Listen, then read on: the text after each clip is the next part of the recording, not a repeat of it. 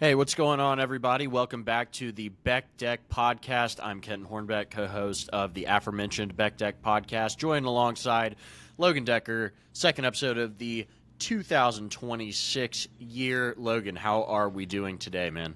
We're doing good, man. It's been a good weekend, some great football to watch. I went to the driving range earlier today and I hit way too many balls, and my back is letting me know. So we'll see how I feel tomorrow. But overall, a good weekend. Good weather down here in South Carolina. Yeah, I bet the weather is pretty nice.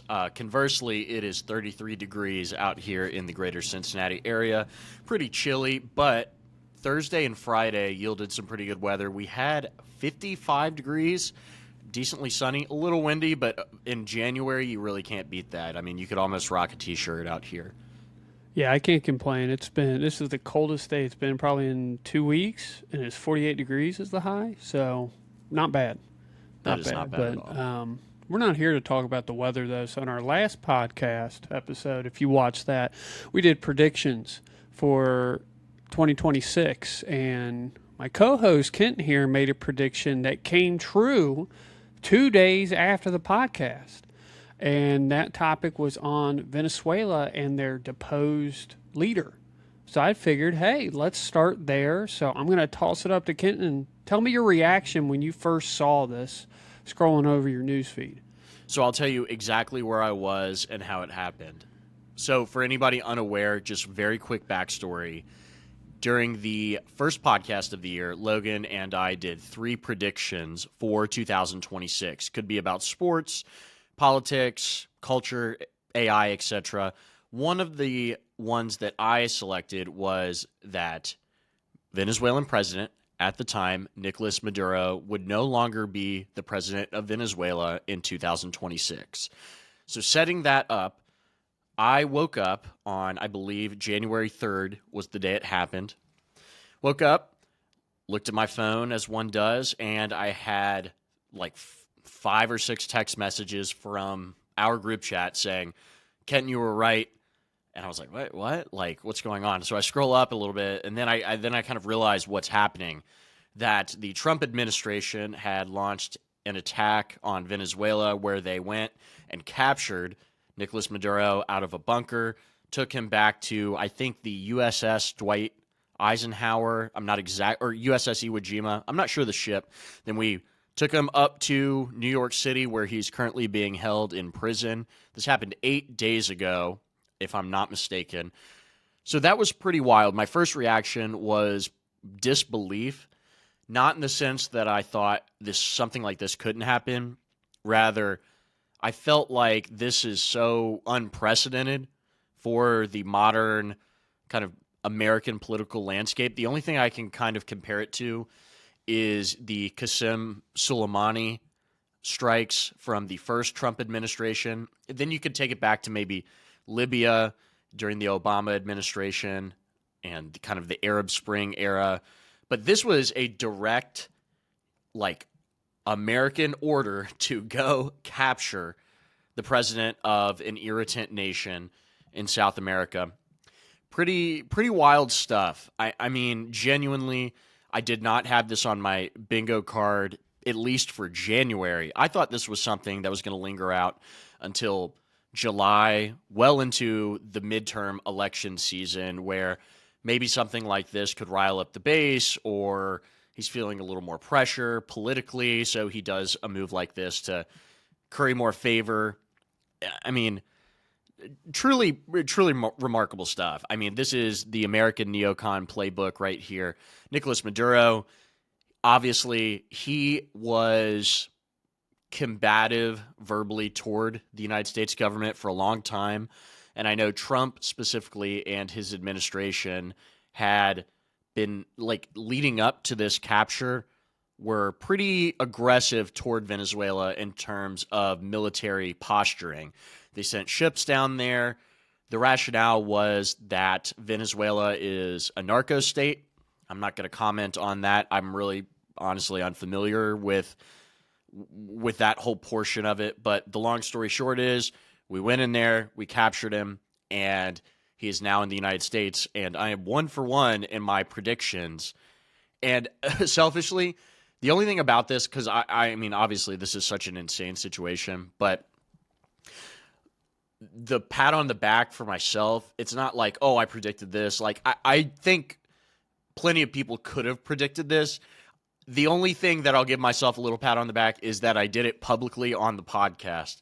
So, like, that's where I'll be like, okay, yay for me. But other than that, I mean, this is pretty insane. What was your reaction to it? I mean, the first reaction I had was basically what we had talked about. I was like, no shit, it's happening now. Now, it caught me completely off guard. You know, we were all seeing videos on social media of the raid that was performed. I want to say at like 1 in the morning. And it's just, it caught everybody off guard. The fact that, if I've been reading correctly, he did not get like Congress approval to do this, which has been a part of the controversy behind it. But regardless of Maduro or even previous President Hugo Chavez, Venezuela has been kind of this. They've had an interesting history since post World War II. They, because of their rich oil reserve and various other things, coming out of World War II, they had the 4th highest GDP in the world. And then, of course, the country in the mid 2010s, this is when it had collapsed, due to hyperinflation. We all remember of course, political corruption, poor governance, and in fact, that by 2017, they had 90% of people living in Venezuela was living under the poverty line, which is insane. And basically, since Maduro's has held power, 8 million Venezuelans had left the country. So we will probably continue to hear more information about what was going on under his regime. And I'm sure within the next few weeks, coming months, that we're going to have more evidence on potentially additional reasons why we made this move. But it's one of those, for me, it's a very interesting topic, because I always like to see like what's going to happen next, not as in prediction, but how is everybody else going to respond to this. I've seen some stuff about like, Russia didn't like that, and I'm like, well, that makes sense. And I've read reports that, how much can I believe in it or not, but apparently there were some nuclear material potentially trying to get into Venezuela from Russia. I don't know how true that is, can validate it, but just the amount of stuff that's going back and forth on different news sites and just social media in general, it's really crazy to see what's going to be coming up next. And then, of course, part of this is already getting shadowed because of, not to go off the rails here, but I've never seen a huge topic like this been split over with a week later talking about the Greenland issue. Right. Greenland has been in the news for the past week in the wake of this Venezuela, this Venezuela mission, I guess is what I'll call it, because Trump and his administration have been posturing and outright saying even that they want Greenland, at the very minimum, as a territory of the United States, to take advantage of its geopolitical, its strategic location on the globe, because as global warming melts, the ice caps up in the North Pole and up in the Arctic Circle, Greenland is becoming a really key choke point for ships traveling from Russia and Europe, and they have all these mineral resources, and the U.S. wants to be able to have direct control of that. That's been a whole controversy, but I want to take it back to Venezuela really quick, because I need to get your reaction to this. So there have been, are you familiar with the weapons people have been saying the United States used, or kind of the militaristic operation that took place? Yes, I've read some of the reports, and a couple of them are first account interviews from the Venezuelan side, which you got to take with a grain of salt, but I don't think they would make this up with how, let's just say, if you're on the other side of this major operation and how it went. I mean, I'll dive into it and you can add on, but Yeah. basically, the U.S. military had sent in, I believe, more than 150 military aircraft, over into the airspace. I had read reports that apparently, like, Venezuela's radar was knocked out, like they couldn't detect them coming in at like 2 a.m. And right after 2 a.m., they basically already had Maduro on the boat at 3:29. And there are reports that, at least from Venezuela's interior minister, said that over 100 people had died in the attack.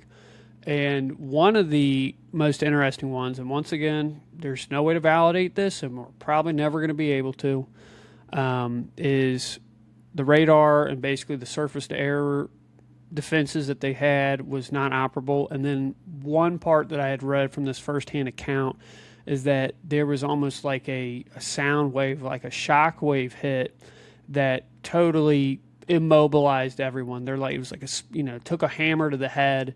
Nobody can stand. People are down on the ground. It wouldn't surprise me if that kind of force, which I'm sure exists to some degree, like you're probably, you maybe even induce like a brain bleed to that point, depending on that level of force, which is insane. But, not to get off the riff on technology, but like I believe that stuff exists because I've read about some pretty horrifying stuff. It's like, oh, if you're outside of a submarine and depending on the wavelength that they use for, their sonar, you're turning into mist. So I totally believe that could have been 100% true. What other stuff did you hear or read? So you pretty much were getting at what I was trying to allude to, which is the sonic weapons or sound weapons, which I also believe exists. Now, there's no way to verify this. I was looking at the Italian daily newspaper La Repubblica, who had talked about it a little bit, but I had saw or read some stuff on Twitter essentially talking about the same symptoms that you had described, people feeling like they got flashbanged or, they're, got hit in the head with a hammer from some kind of like wave, like their head really hurts, intense pressure in their head. I thoroughly believe that the United States possesses some kind of like sound wave weaponry. It's not that this, and by the way, I want to caveat this to our audience. Like, this is all speculation. This is just kind of me thinking out. I have no way to verify any of this. This is like imaginary thoughts here. But I do believe that the United States government and the United States military has sound wave weapons and have figured out ways to weaponize sound for like offensive attacks, or at the very minimum, I mentioned flashbangs earlier, as kind of like stunning capability to like, whether they need to like set one of those off to like enter a building or a heavily guarded area that can paralyze the opposing force. I genuinely believe we have those. And I've talked with people in the military before who were, either infantrymen in certain branches of the military. And these are multiple people that I've talked to. And they have told me personally that they think that the United States military has technologies that are 20 to 30 years ahead of whatever will be adopted by the, whatever version of some of this tech is like integrated into like civilian consumer goods.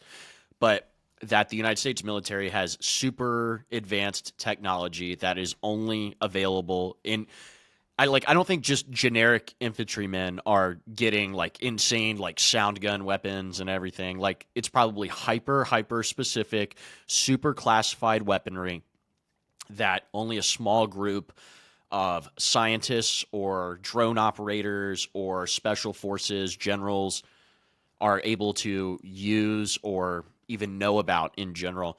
So I think that we possess a whole other tiers of weapon systems that the world may not know about.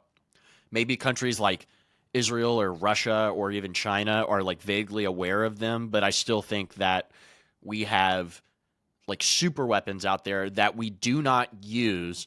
And the interesting thing about the Trump administration, and maybe this is me, because again, these are unverified claims, is that I feel like the Trump administration is one of the only administrations that would even dare to use some of these kind of technologies if we had them available at our disposal, just to kind of flex, or not even flex, just kind of using them to do the mission more easily or send a message. I think that Trump would 100% give the green light to do something like that. And it begs the question, I mean, what kind of technology does our government actually have? Because if these sound like sound grenades, sound weapons are true, I mean, these are just like, paralysis weapons. I mean, could you imagine being out on a battlefield and there's this massive bomb that goes off and it just unleashes a sound wave and it's like cutting people in half, or just like, I think we have that. It's terrifying to think like, what do we have in our back pockets, and what do some other countries have in their back pockets? To put in, you're talking about and I 100% agree. I guarantee you, it's like, where does a lot of this technology come from and advancements? It's from the military. In terms of spending, I pulled this up while you were talking, but basically in 2024, the U.S. reported that they spent $997 billion in the defense budget. The combination of these countries, Japan, France, Ukraine, Saudi Arabia, United Kingdom, India, Germany, Russia, China, spent a combined $984 billion.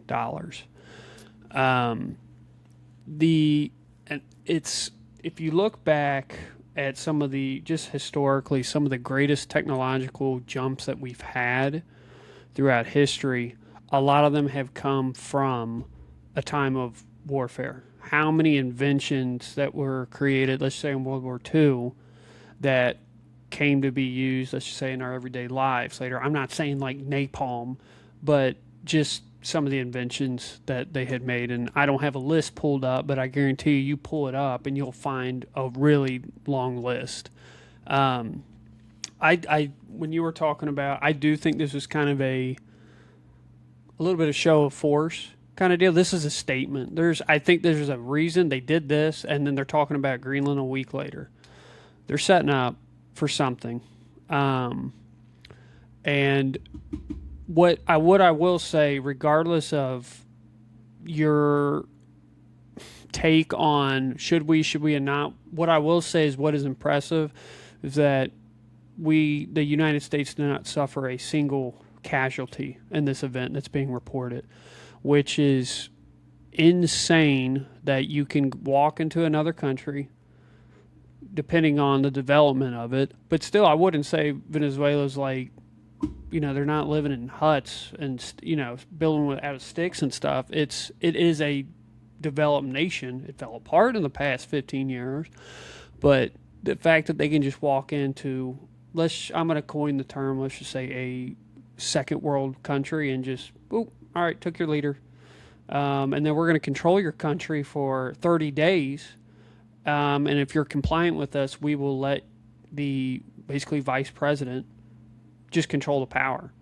And that's the other thing too. It's like, because they own the country for 30 days, we control all the oil and we're selling it on the market. We control all that. So it's, even though the oil market right now is fairly low, it's not like, whether the money goes to us or it goes back to Venezuela, the fact that somebody else owns one of the largest oil reserves in the world, somebody else has just stepped in and taken ownership. I guarantee you probably every other country in the world does not like that. I would agree. I think that it was a show of force, and I said he wasn't flexing. I guess maybe he low-key was, but statement is the right word to use. Trump made a statement to his adversaries and allies, frankly, around the world that, hey, don't forget about us, that the United States military does have the capability to pull something off like this. And Venezuela was completely stunned. I honestly think the entire world was stunned because America hasn't fought in a real kinetic war. Not saying this was a kinetic war, but Afghanistan, I believe, is the last like official like we are in this other country fighting boots on the ground war. We obviously pulled out of Afghanistan during the Biden administration. So Trump, he's very militaristic. He loves flexing the military. He had a big military parade over the past year, I think, for his birthday.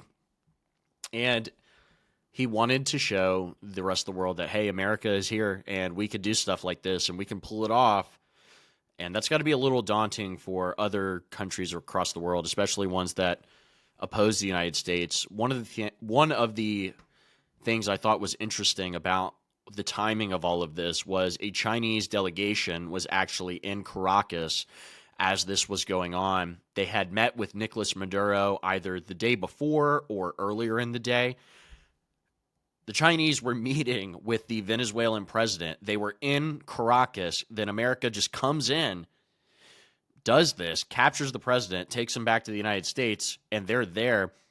I mean, that's got to be lightly humiliating for the Chinese. And I brought this up in other conversations I've had, is that Russia has been in a 3 to 4 year, whatever you think about the Russia-Ukraine war, they've been in a 3 to 4 year kind of stalemate with a smaller country. And America just goes in and just captures a president. And I know I'll interject real quick, Yeah. but I believe it was yesterday or the day before, the war with Ukraine has officially lasted longer than the war on the Eastern Front in World War II. It has surpassed that in length, which is That's insane. incredible. Yeah, and Vladimir Putin, the president of Russia, had been pretty close with Nicolas Maduro. The Russians and the Venezuelans were trying to shore up alliances. I know that there were ideological, imperialist kind of, how should I say it? Like they were on the same page about a few things, and one of their, it was Russia, China, Venezuela, Cuba, North Korea, whoever. They're all on the same team, and then it's like NATO, the United States, Canada, whatever, Japan, South Korea. They're kind of on the other team, and I think this was a pretty strong message sent to those other countries. Like, obviously, the United States can't just go in and capture Vladimir Putin. They can't just go in and capture Xi Jinping. But with a country like Venezuela, they honestly could. I mean, this was on the table, and they had the gall to do it, and then they did it. The fallout of that, it remains to be seen how long we're going to occupy this country, how long we're going to be in control of their oil. Maybe it's forever. I don't know. The discussion around regime change has been lingering for a long time. Americans are, I would say, overall not in favor of regime change.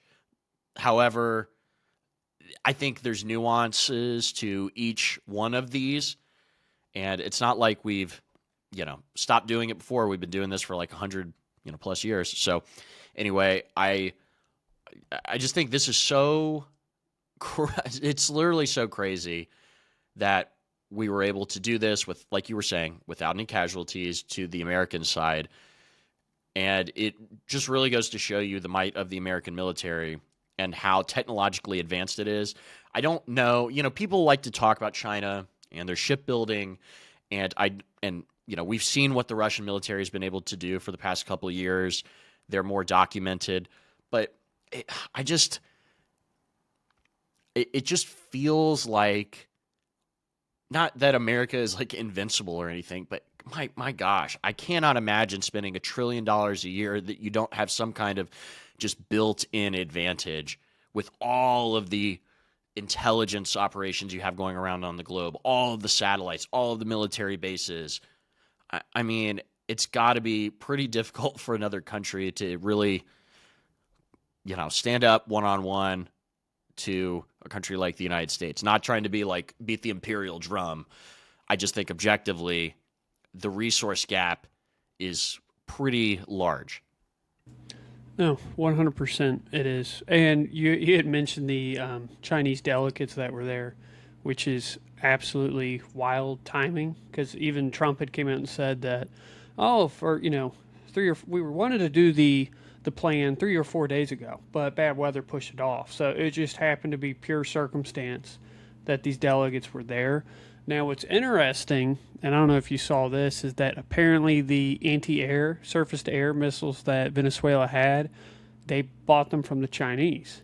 And because they didn't do their job, let's just say defective, is this was actually, I don't know if you saw this video, but there was a translated interview. I guess they were asking the Chinese, maybe the Minister of Defense, pretty high up in the CCP, and basically they were basically like, oh, so it was not used. They did not operate correctly, and he had to admit that, yes, on TV. And I'm like, whoa, this is wild. This does not look good That is for the wild. Chinese party, the CCP. This is, dude, Trump is wild. Dude, Trump he is is so our wild. generation's Andrew Jackson. That's all I Truly. can say. I wanted to ask you really quick, and I actually, now I'm kind of coming up with podcast segments on the spot, not for this one, but for future ones, is that we should talk about, we like pick 3 to 4, like what unknown weapons do we think the United States military possesses? And one of the ones that comes to my mind, not that we have to go on this big tangent, but have you ever heard of the rod from God, where Yes. there's like a steel beam attached like a satellite in space, and Basically you drop, like a rail gun. yeah, you like shoot a railgun down from space onto Earth, and it's like this massive like steel beam traveling at, hundreds and hundreds of miles. I don't know, like it's so fast, and just makes a certain impact with the Earth. And I mean, if people are even the crazy thing about the American military, it's like, I think this, like talking about the sound weapons, it sounds so crazy, but I do envision something like that being able to exist with the current technology we have. Like, I do think it would be possible to have something like that.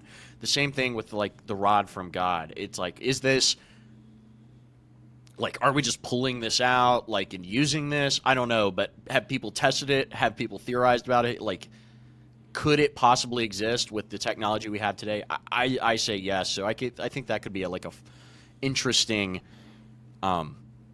discussion on what we could find through some research, because all these military contractors like Raytheon and General Electric and Boeing, all of these companies with all this capital working in conjunction with the U.S. government, who seemingly has unlimited monetary resources to throw at the military, even with them not having as large of a numerical army as opposed to like China or North Korea or Russia or whatever. They just have so much money and so much technology. So maybe we have less soldiers, but they're like equipped with just the most insane tech ever, and these like drones are backing them up. I mean, it's truly wild. It is wild stuff to think about. This is just a random, not to go off on the tangent as well, but we'll say this before we jump on the next segment. The one, if you were to say what weapon do you think has not been shown that we possibly have, I think we probably have some type of air. I don't want to call it it's basically like an aircraft carrier, but it's in the sky where it just houses like multiple drone units. So it's like, oh, we're going to go over an area and we have, I don't know, 20, 50, whatever drones. And it's basically the larger vessel to carry all these drones. So you're kind of saying envision not this exactly, this like a B-52 that flies over a place, and it just it's like an aircraft carrier but for planes and drones, and it just yeah, it goes over a basically place. imagine like an AC-130 and it's got like 20 drones on it, and it's like, all right, the drones don't have that much distance of flight, but we can get this one over there. So who knows, especially with the drone stuff now, and we don't know what our drone capabilities are, because there's no reported use of the U.S., at least nationally known or known to the public, of what our drone capacity is. And I'm sure it's levels above what's going on over in Ukraine right now. Yeah, I can't even I mean, think about all the new Silicon Valley military contractors they have, such as Anduril, which is the company that's headed by Palmer Luckey, and they're moving into a big facility, I think, outside of Columbus. So they're growing their footprint, and they use stuff like AI. And by the way, we're not saying any of this is good or bad. We're just talking about it in general. We're not saying, like, this is good for the world. No, we're just kind of, talking about the military and stuff. But, I mean, who knows how far this could go with the Trump administration's seeming like lack of regulatory guardrails around funding this stuff and giving people the green light to actually invest and build out certain technologies that could be used for military capabilities. It's really fascinating, and this we can talk about this a little more, but I think what I envision in the future of like an American like GI is, and this is going to sound insane. I'm not saying this is actually real, but I think America wants to make like all of their soldiers in like 100 years or 200, like maybe in 200 years it'll be like just AI, like robot things like RoboCop. But I think they want to make all their soldiers into like Iron Man essentially, and they have these like autonomous. They're like these jack dudes in these like Iron Man suits, and they have all this tech like I mean like integrated into the suits, and they have like lock-on capabilities, and these dudes are like shooting missiles and like drones, and it's crazy. But I think like that's like the super suit or something. I think why couldn't they exist? Like, do they have one of these in a lab underground in like Arizona somewhere? They got Tony Stark building it right now. Yeah, maybe. It's one more thing, because I forgot about this and you kind of jogged my memory on it. Did you see, I want to say it was 2 days ago, when Trump went after the defense contractors, basically calling them out, saying let me find the actual quote here, said companies are not permitted in any way, shape, or form to pay dividends or buy back stock until they're able to produce a superior product on time and on budget. And I forget the one, he called out one defensive contractor. Raytheon, I believe. Yes. And I'm like, I don't know what to think, to sit here. I'm like, that's kind of bold, but I'm like, he's openly calling it. This isn't like, hey, we need to get a meeting together. He's just on Twitter, like, hey, what the hell are you all doing? We need to get this stuff into gear. And I'm like, what are you gearing up for, man? Don't get me wrong. I'm sure every president has had these type of meetings or discussions. Guarantee you they've had. But the fact that he's just so open about it, I'm like, okay, this is interesting. Yeah, just Trump being Trump. The military-industrial complex in the United States is notorious for being behind schedule and burning a lot of cash for products that are always like late to the market, or they don't produce as many as they should, or like mass manufacture. So it is interesting that he's like, hey, get your act together. Now, it could just be Trump saying some stuff. I mean, I don't know, like a Trump tweet, Raytheon's like, all right, guys, all hands on deck. Like, I don't know what it's actually going to do, but I do think it's interesting that he's willing to do that. But he's the only president that seemingly, I mean, he's truly off the cuff. I feel like other presidents would have been a little more reserved, or, yeah, I don't even know what the right word is. When we went This is a closed meeting conversation. That's what it is. And he's having it out loud with everybody. Yeah, exactly. Oh, did you see the video of him and J.D. Vance and Marco Rubio at like a cabinet meeting, and Marco Rubio hands him a piece of paper? No, I read it. I didn't see the video. So there's a video, about 30-second video of Trump. He's like talking. Marco Rubio writes something on a piece of paper. He's sitting right next to him, hands it to Trump, and it's about Chevron wanting to meet about Venezuela. And it's supposed to be just Trump looks at it and reads it, just kind of a note. And instead, Trump just reads it aloud, and he turns to Marco Rubio. He's like, thank you, Marco. Like, everybody's laughing. It's supposed to be like a secret note, and Trump just completely says it out loud. Marco Rubio is just like, okay, I guess. But that's what Trump does. I mean, he has been doing this for going on 10 years now, and I felt like we got a certain defanged version of the Trump presidency in 2017 to 2021. And Well, I now, think like, this is the real Trump presidency. his first one getting in, probably, I don't know, he may have not even thought he was going to get in, and he's like, well, I don't know exactly what to do. And I think this is the time around where he's like, I'm going to leave my stamp on this shit. I'm going to have people that I trust, and we're along for the ride. We'll have to see where this goes. Because I don't really know what to think the past couple months, to be honest with you. I'm just waiting because that's all we can do. Yeah. Speaking of presidents, Yep. this is we just delved into that pretty damn heavily. We had this idea when we had met up for the last pod. We got together again a couple days later with some boys, and somebody, I don't remember who, because I was enjoying my my Woodford Reserve pretty well, so I don't remember who did it.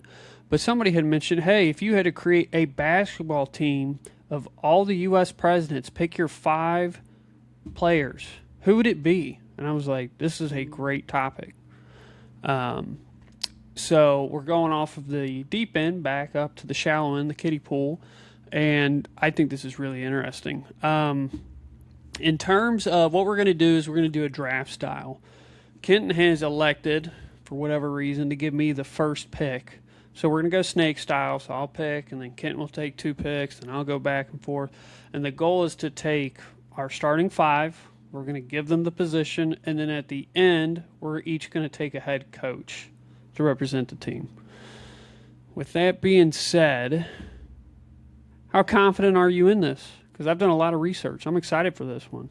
Well, I was talking to my dad earlier, and he gave me some more suggestions. So you've probably done more research, I think, in the macro. I got the combine here. I got height and weight. I got. Okay. Well, you're ahead of me. I have more of it's more vibes based on my end. So I will say this too. I don't know if we should get so technical to say, like, are we drafting them at the age that they were in president or in their prime? I have no idea. It would kind of change the whole draft in my perspective. But I was going to say in their primes. In prime, I'm fine with that. I'm totally cool with that as long as we're on the same page. That's all that matters. So I guess with my first overall pick, you had mentioned it the other night. You gave me the first pick. I got to take the president that has played basketball and has won high school championships, and that is Barack Obama. And I'm going to take him at the 3 spot because that's what he played in high school, small forward. So that is my first pick, locked in. So you're going Obama, who went to, was it St. Louis High School in Honolulu, or it started with a P. I can't quite remember, but you're right. Barry Obama, as he was known in high school, was a left-handed basketball player. I remember when Obama was president, he built out the presidential basketball court on the White House. He actually played college basketball analyst and former NBA player Clark Kellogg in a game. And I think Obama did run 5v5 pickup games with the Secret Service and other dignitaries who had visited the White House that played basketball. So I think that's a pretty good pick. I can't remember off the top of my head how tall he is. He's over 6 feet, right? I got it pulled up here.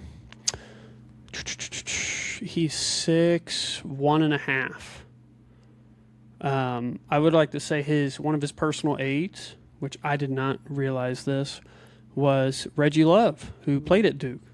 So oh wow, I did not know that. He was consistently playing against a college basketball player. I guess whenever he had some downtime. But yeah, he is 6'1.5", and then of course I have the weights spread over because I could not find a great site just to copy and paste, so I did screenshots. I don't think he's around the size of a Taft or Donald Trump, but we're going to say he's mid-pack. So yeah, he's 180 pounds. Mm-hmm. So that is my first pick. You're going Obama. All right. Mm-hmm. Do you have anything else to add on Obama? I think he's going to be the glue guy on the team. Mm-hmm. He's not going to be the guy that, let's just say, I'm going to send in to get some technical fouls.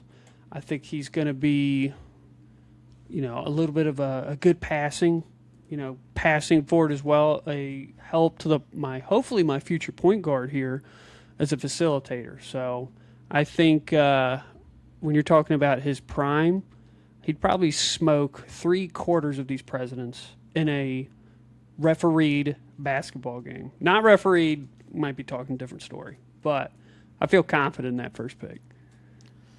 All right.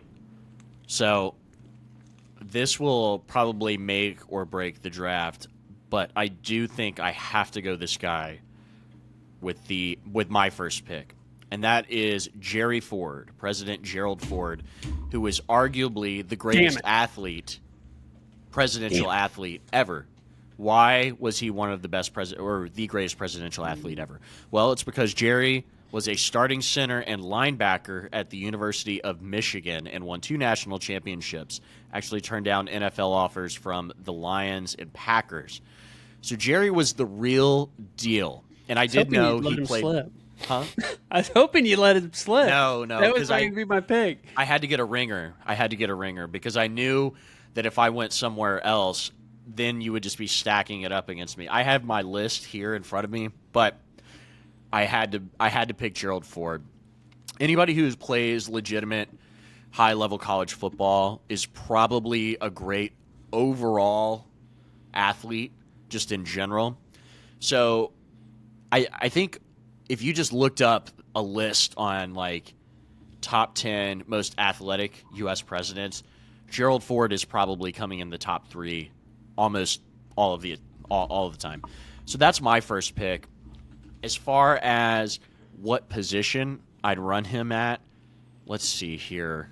Let's look up his height and weight because here, I'll help you out here. He is Ford is 6 foot. 6 foot flat, and I'm assuming this is the weight at the time of presidency, not in his prime, because I'm sure he was a bigger boy when he played football than he was as a president. His weight, damn it, I wish I had this all on one page.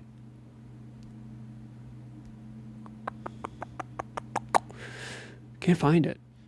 You know what? Let's just not. The only guy's weight that we have to worry about is William Howard Taft. Right. And we're not drafting him. Okay. So I will say about Gerald Ford is because he's an athletic ringer. He's 6 feet tall.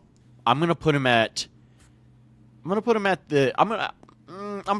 him at my 3 too, and I'm gonna let him do the most. I don't know if I want him to handle the rock, but I do want him. He's gonna be the most versatile athlete that I have on the team, in my opinion.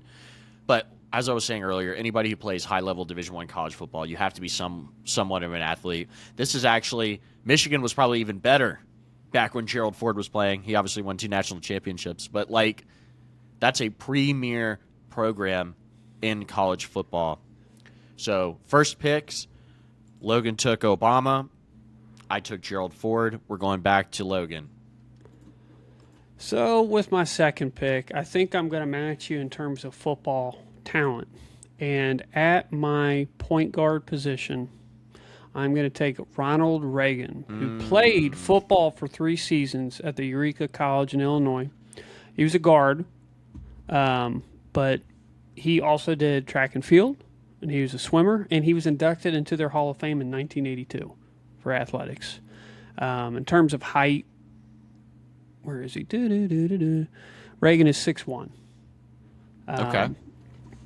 Now, since you got a guy out there who is an incredible athlete, but the reason why I took Obama first and Ford was going to be my second player if he was there is because if you've ever seen a football player play basketball, it's pretty damn horrendous.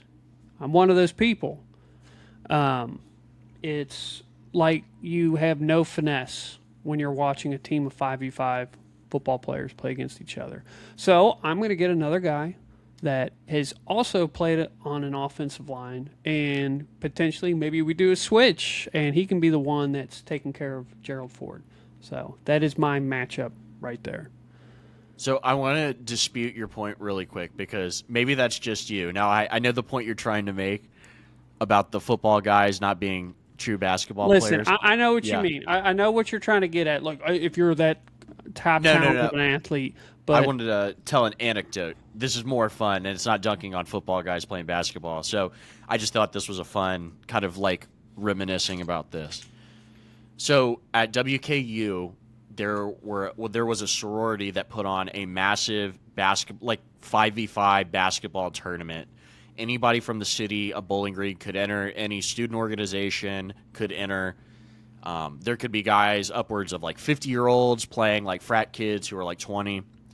And the WKU football team, when I was in school, was legitimate, like actually legit. Sent guys to the NFL, won their bowl games. Jeff Brom, who's now the coach at Louisville, was the coach at Western at the time.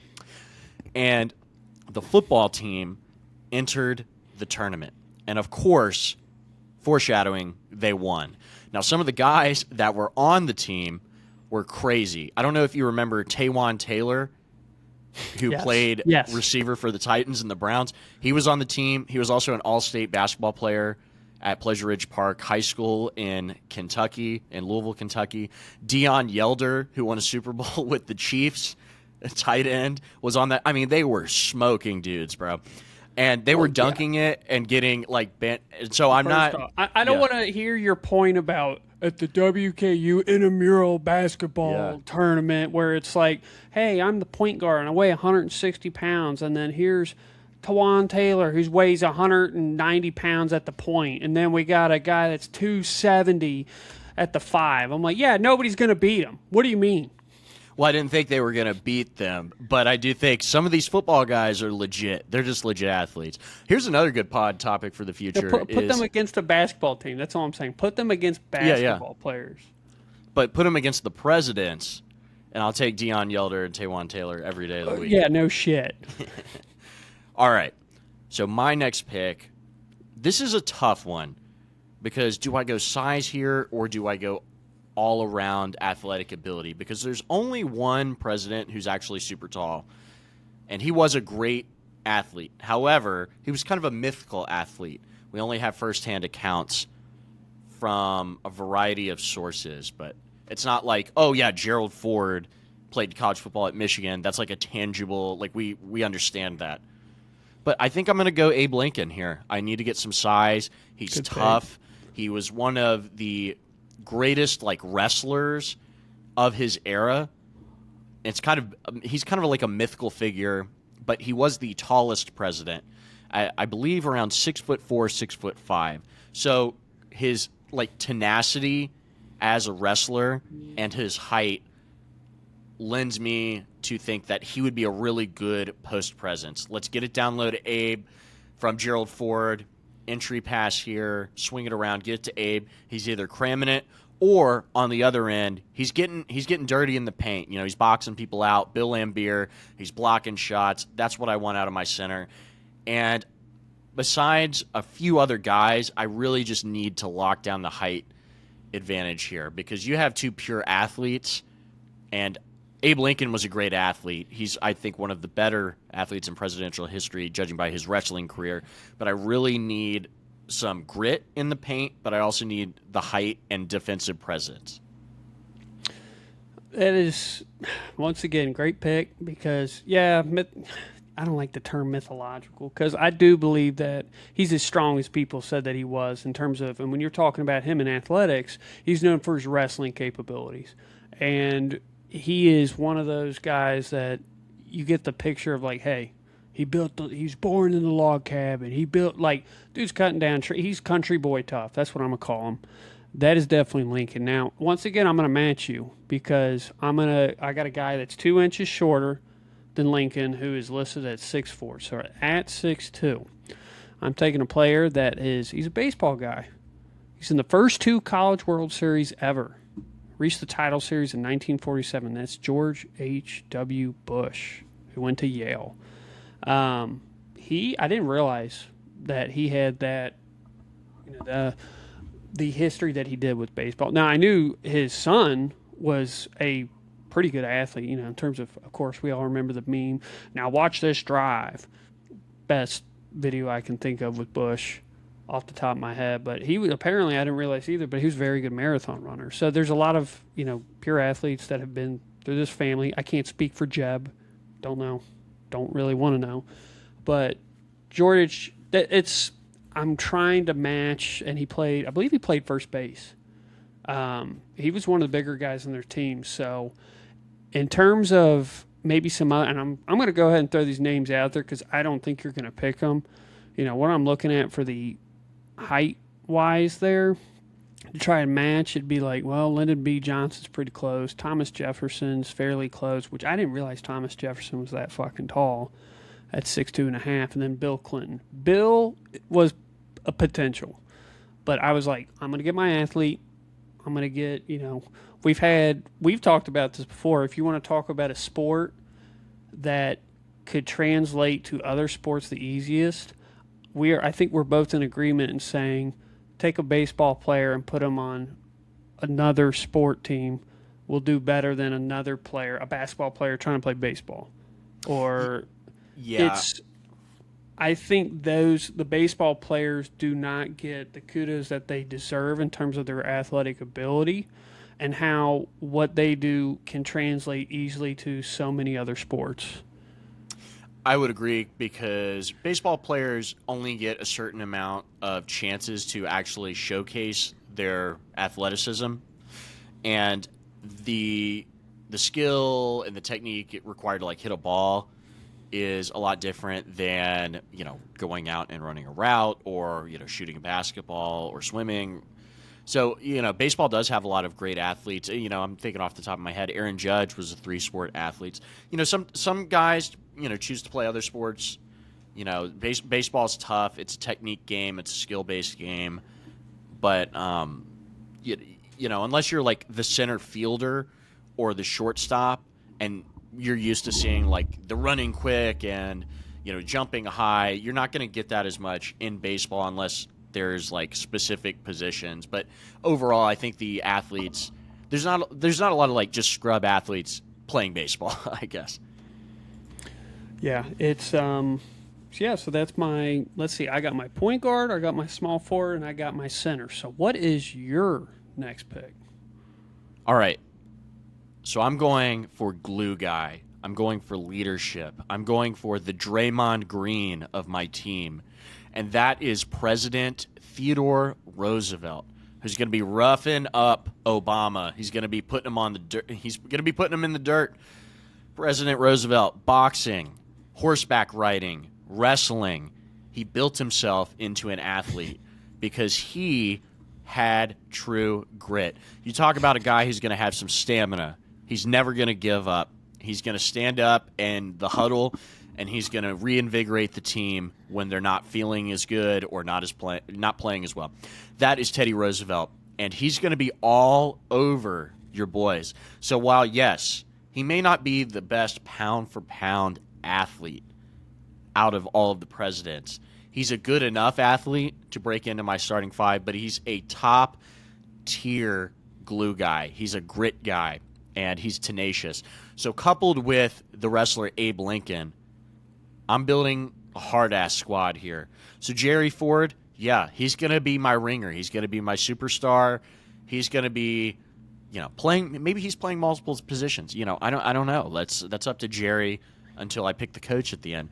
But I'm going to be able to switch a lot with Theodore Roosevelt. He's going to be able to guard your point, and he's also going to be able to guard your four. And he's going to be doing it well and hard, and he's never going to give up because his name is Theodore Roosevelt. We all know the Bull Moose Party. He ran for president in 1912, split the Republican ticket.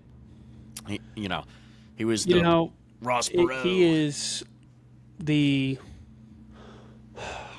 if you want to think about, all right, let me put down my list of greatest, just presidents. I'm not talking about a basketball team.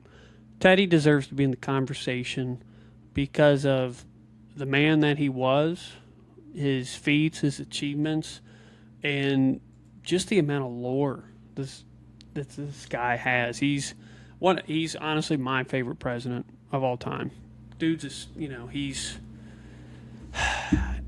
I need to get around to reading one of his biographies. In fact, I got Grant's autobiography I need to read here soon. I got too many books I got to read, especially from our presidents. But no, great pick, man. Really is. That is, he's going to be a tenacious defender. I can definitely see that. I needed a headache on my team. Yeah, we got plenty of presidents for that. So at my 2 spot, I'm going to go ahead and lock this one in. He's coming in. I can do the basketball announcement if you want.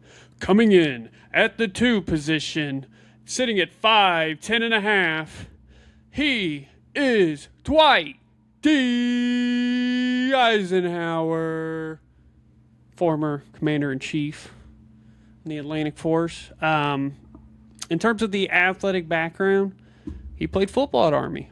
He spent 2 seasons with the team. 1 season he was on their varsity, but he played halfback, he played linebacker. We're talking about in his prime, but apparently in his second year he had suffered a severe leg injury that ended his football career. But obviously he went on to do great things, like, obviously freeing, Europe from evil hands.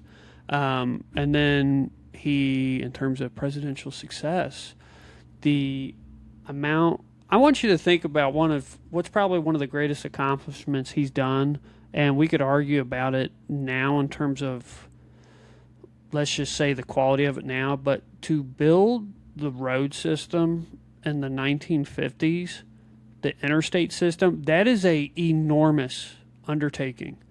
So the fact that he got enough people to agree to this, another glue guy, you could say, he's had to lead other men in major operations, desperate times, especially, let's just say, with the Battle of Bastogne, I could go on, or he's trying to not strangle Douglas MacArthur. He's had to deal with some difficult personalities, and he's a multi-sport athlete, and I think he's the guy that no matter how tough it may be, he's always going to rise above it because he's always seen worse. Interesting. Very happy with that pick. Yeah, I like that pick. An interesting thing about your interstate highway system point. So we see, like, him building or leading the charge on the interstate highway system.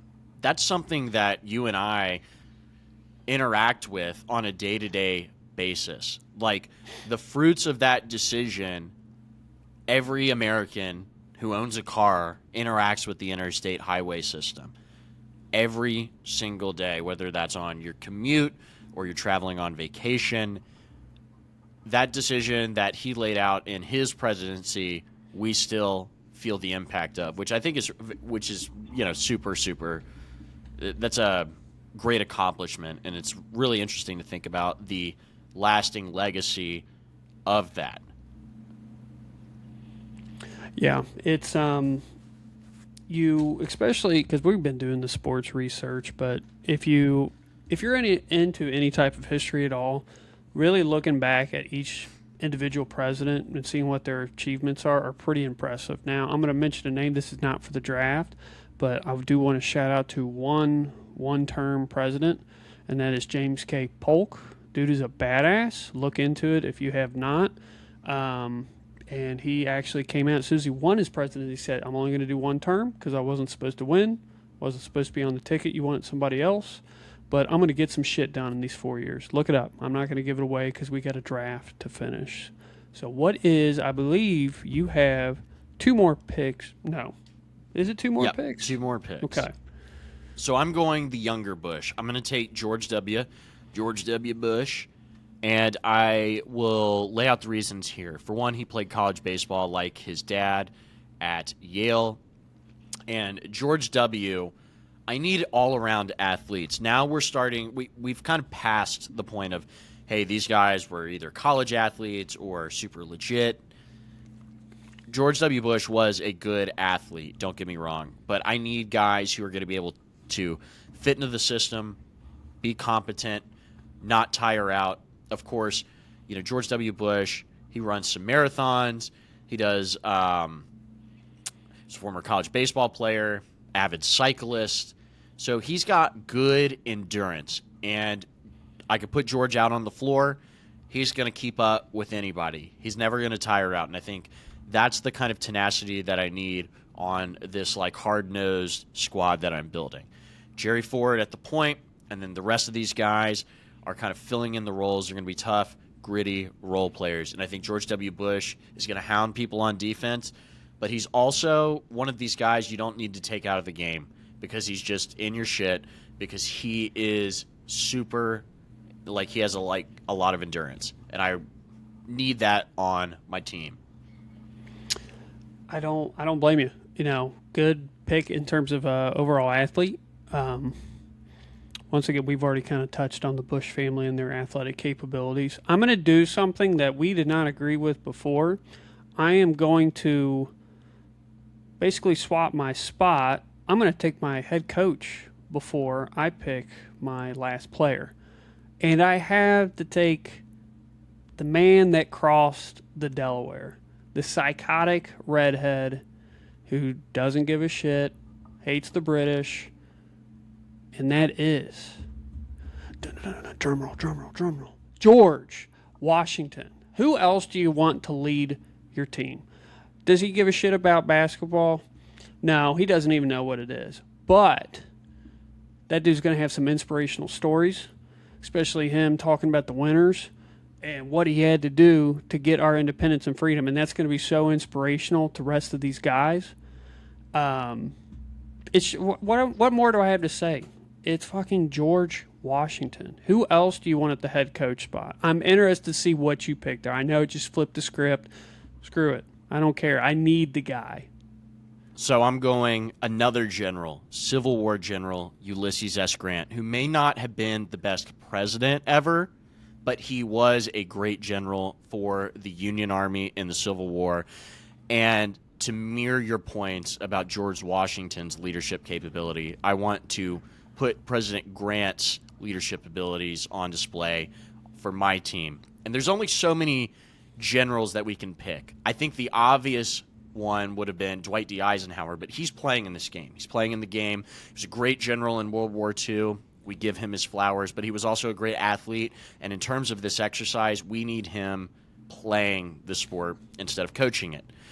I think General Grant, President Grant, lends himself to, I've used these words before, hard-nosed, grit, tenacity. He's got all of those traits, and I think he would make a great coach for my squad. He fought against the Confederacy in the Civil War. That is no easy feat. Those guys were some SOBs. You know, they were tough, but President Grant is going to lead my squad to, you know, he's going to invigorate them with the confidence and the poise and the raucousness we need to wear a team down. 48 minutes of hell. That's what General Grant is bringing to my bench. And then my last pick, and I don't blame you on the Grant one. You just got to hope that he shows up to the game not hammered. We'll see. No, but my last pick, I'm getting a psychopath. I'm getting my Dennis Rodman on this team at the 4. A little bit undersized, 6'1", Andrew Jackson. All right, and here's why. So, what was his rise to fame? The Battle of New Orleans in the 1812 conflict with the British. Despite them already signing the armistice, the peace negotiation, they didn't know that. So, he had won the battle against, I can't remember the British officer that he had fought against, but this is how he rose to fame. This is also a man that in his free time loved to get into duels. He had, I think on record, over 100 duels that he participated in. I don't know how many men he killed. I could have pulled this up. I should have wrote it down. But let's just say, I guarantee he's probably killed at least 3, let's say potentially a dozen men. And I believe there was a story about him. There was somebody that tried to assassinate him, and I believe he did get shot or the pistol failed, and then he, I believe, went to bludgeon the man to death with his cane. So if you want to talk about, yes, Teddy's your motor guy, I got a guy that, you know what, he's just, say one wrong thing to him. I just got to get him mad. And it's like, hey, he might get 2 technicals in the first 3 minutes of the game. and then we got to put in old George Washington to be a player coach. But he's going to be a tenacious defender. He's going to be. That's what I got. That's my lineup right there. So at the 1, I got Ronald Reagan. At the 2, Dwight Eisenhower. At the 3, Barack Obama. 4, Andrew Jackson. 5, George H.W. Bush, with our head coach being George Washington. That's a wrap. So this puts me in a tough spot because the last pick, I really do feel like we've exhausted all of the guys who could be really good players on this team. Now, I want to say this, and why I'm not going to pick John F. Kennedy is I don't need an injury-prone Mickey Mantle on my team. While Mickey Mantle was a great, great baseball player, one of the greatest baseball players ever, and certainly of the 20th century, he was also fragile, and he dealt with chronic injuries throughout his career that ultimately cut it short. Similarly with John F. Kennedy, and I'm not talking about the morbid situation in Dallas in 1963.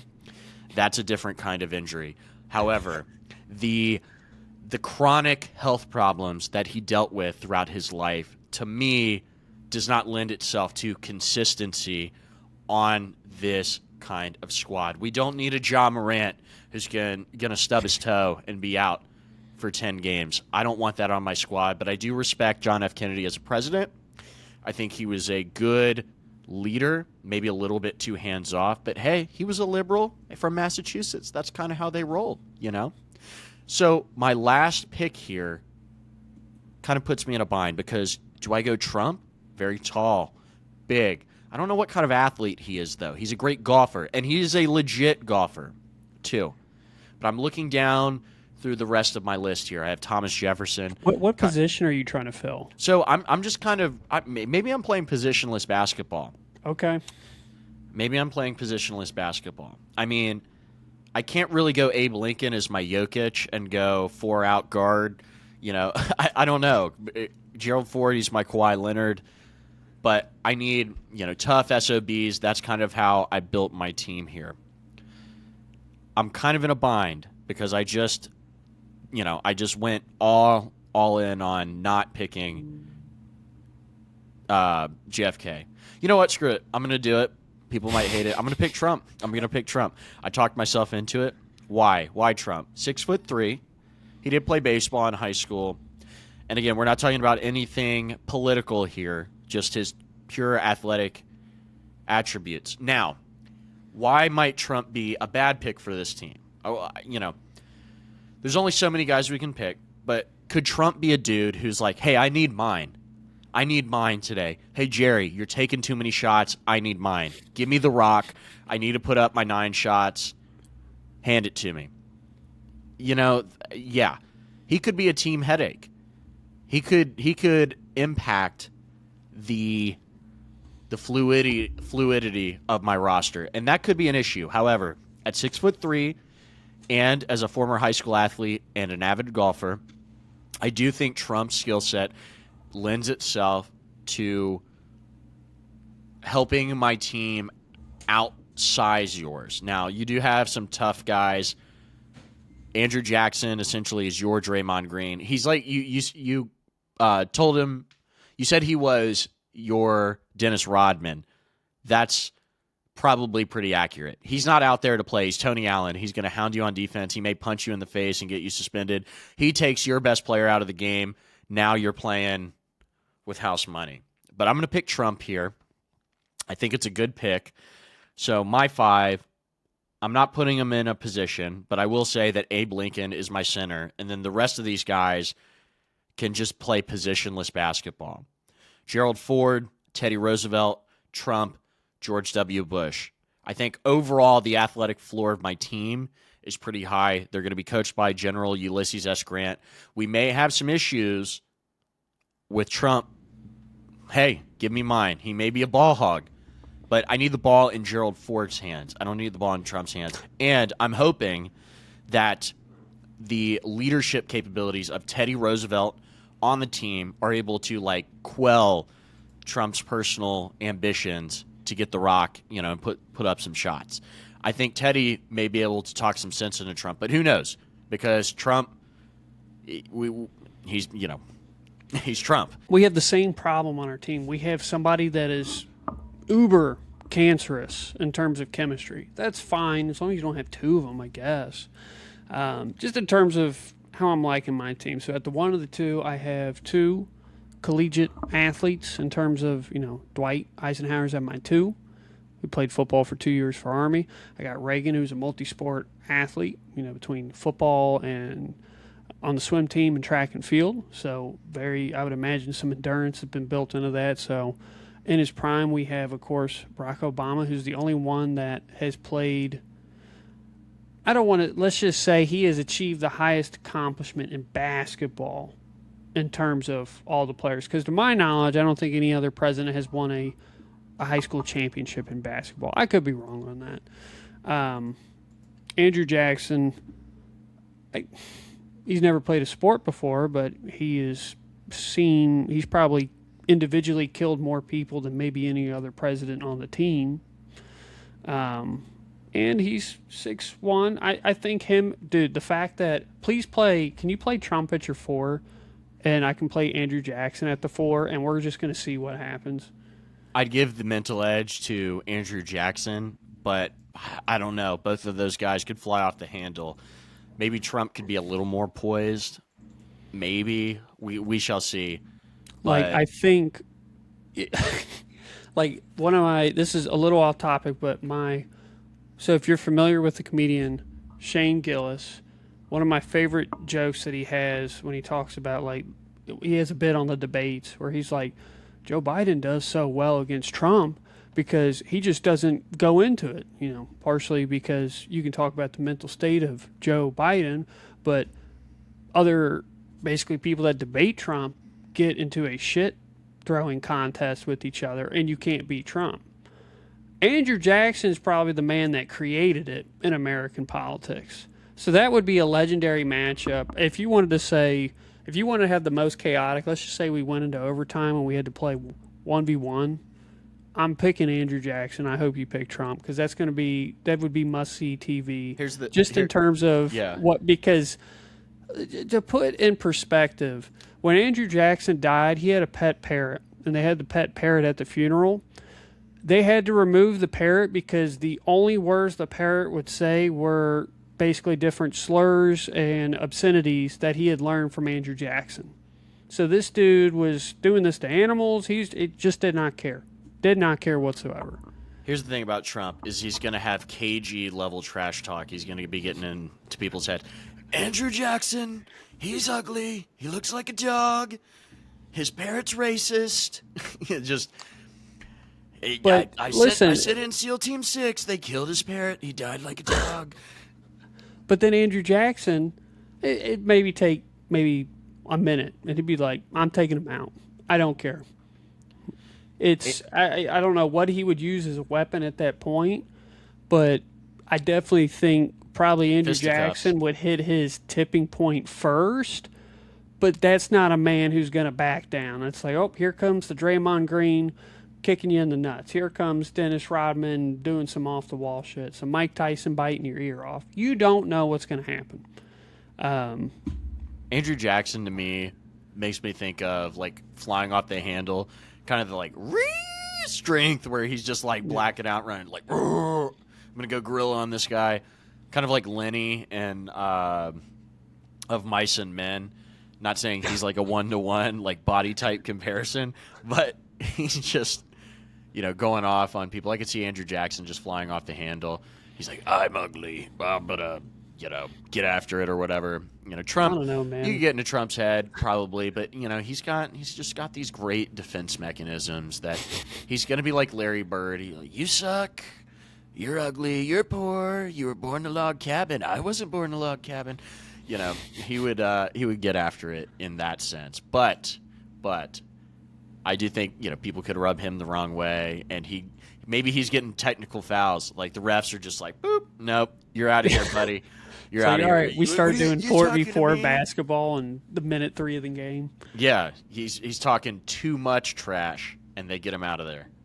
I think we're not going to be able to decide who has the best team here. So I'm going to read my team off one last time. You'll read your team off, and if anybody wants to comment who you think is the best team, please let us know. Yeah, I let think us it's know. me. So at the 1, I have Ronald Reagan. At the 2, Dwight D. Eisenhower. At the 3, Barack Obama. At the 4, Andrew Jackson. At the 5, George H.W. Bush, with my head coach being our first president, George Washington. So my team is Abe Lincoln at center. Then I have then positionless basketball. Gerald Ford, Teddy Roosevelt, George W. Bush, Donald Trump, and then at head coach, General Ulysses S. Grant. That was a good segment. I like that.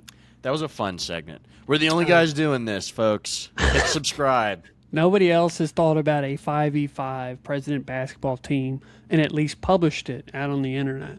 That's right. And then we previewed the segment with a nice military-industrial complex overview and talking geopolitics about Venezuela. And guess what we're going to finish it off at? Football.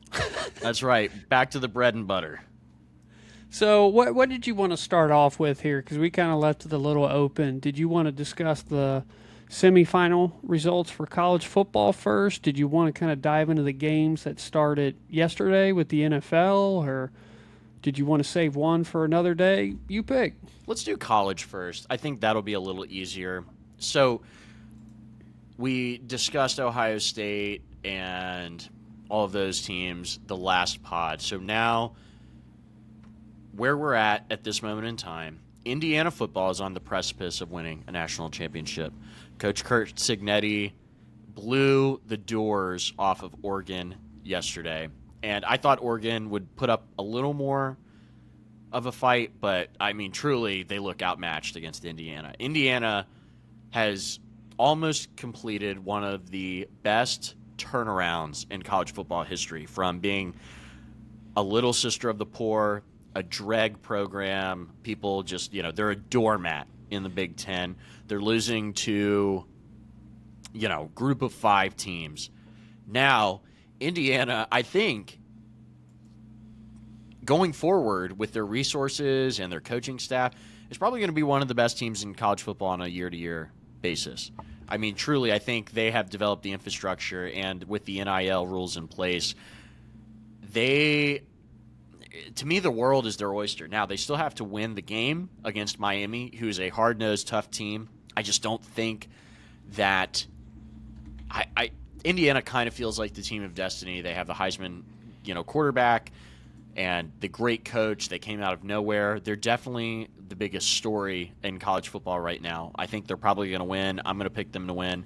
I don't want to take anything against, away from Miami, who's a really tough team. They revived their program too, because Miami was an afterthought for so many years after the Nevin Shapiro scandal and the highs of the early 2000s, putting guys in the NFL. I don't want to take anything away from the Canes, but I just feel like this is Indiana's year. Yeah, it's what I think the biggest thing that you can take away from this is who's basically became a star.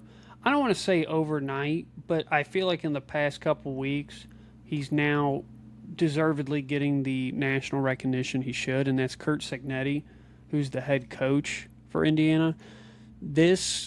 If you've watched any of the football games, they would have graphics up of, let's say, in terms of the number of 5-star recruits, the number of 4 stars, and this Indiana team is not.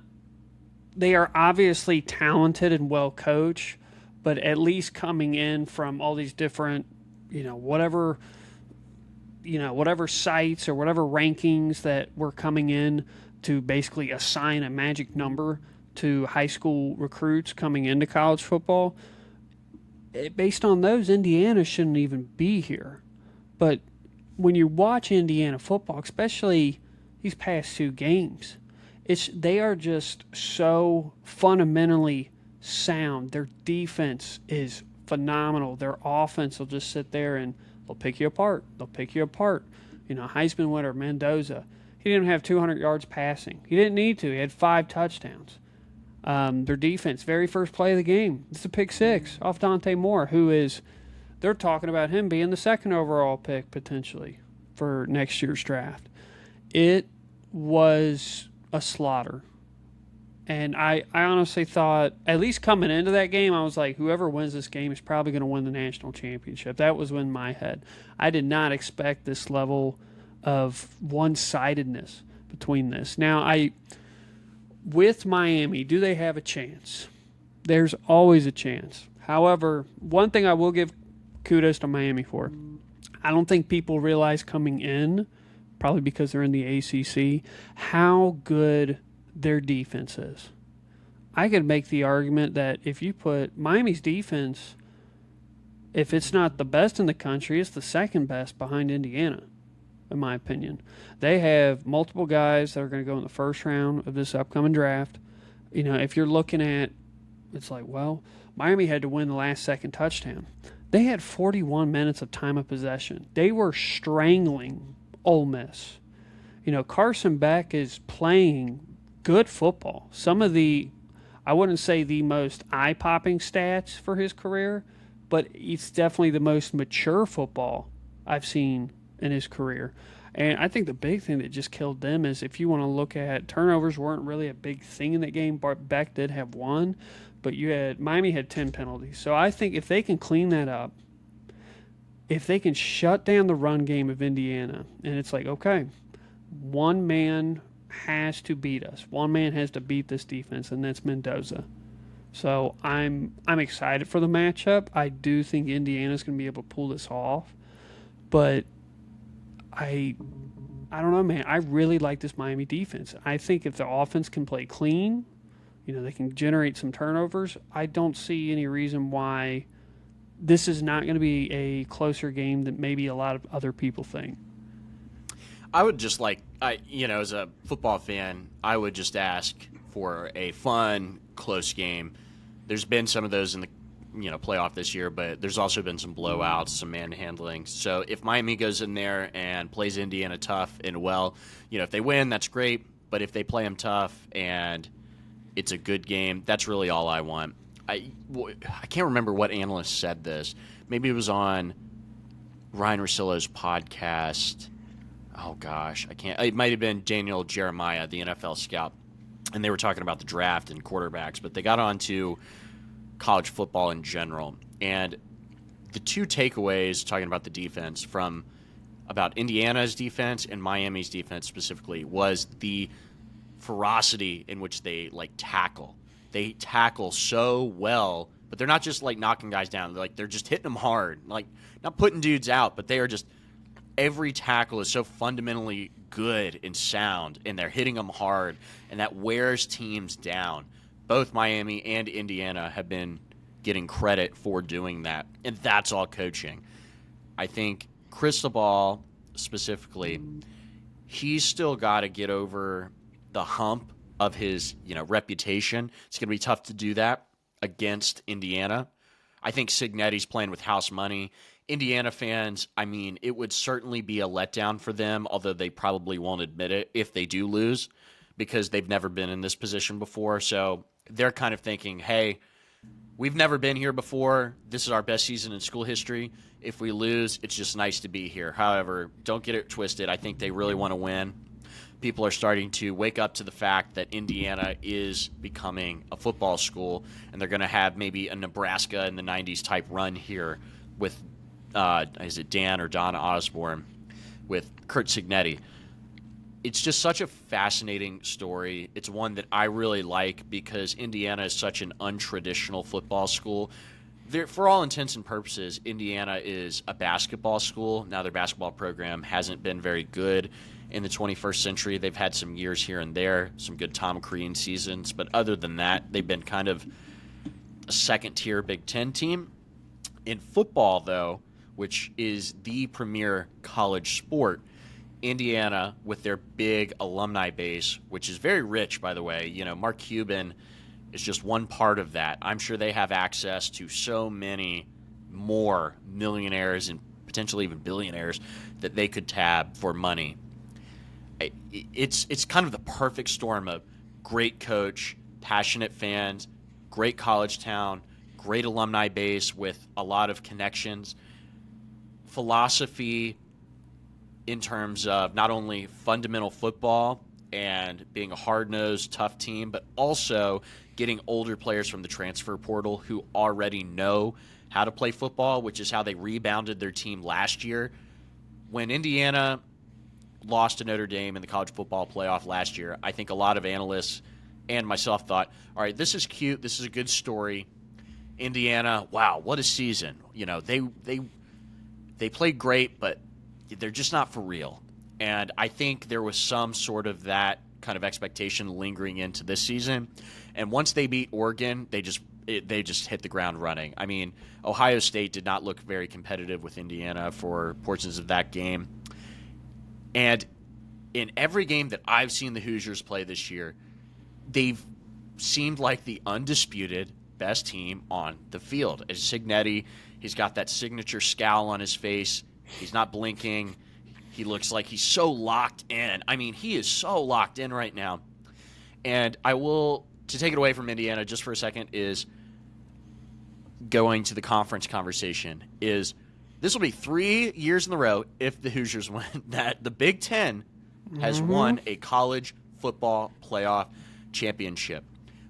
What does that say about the current landscape of college football? What is the SEC going to do to reclaim some of that ground? Because now these guys who traditionally are from the South are, going all over the place. They don't need to just stay and go to Ole Miss or Alabama or Georgia. And it seems like the best coaches are starting to go up north.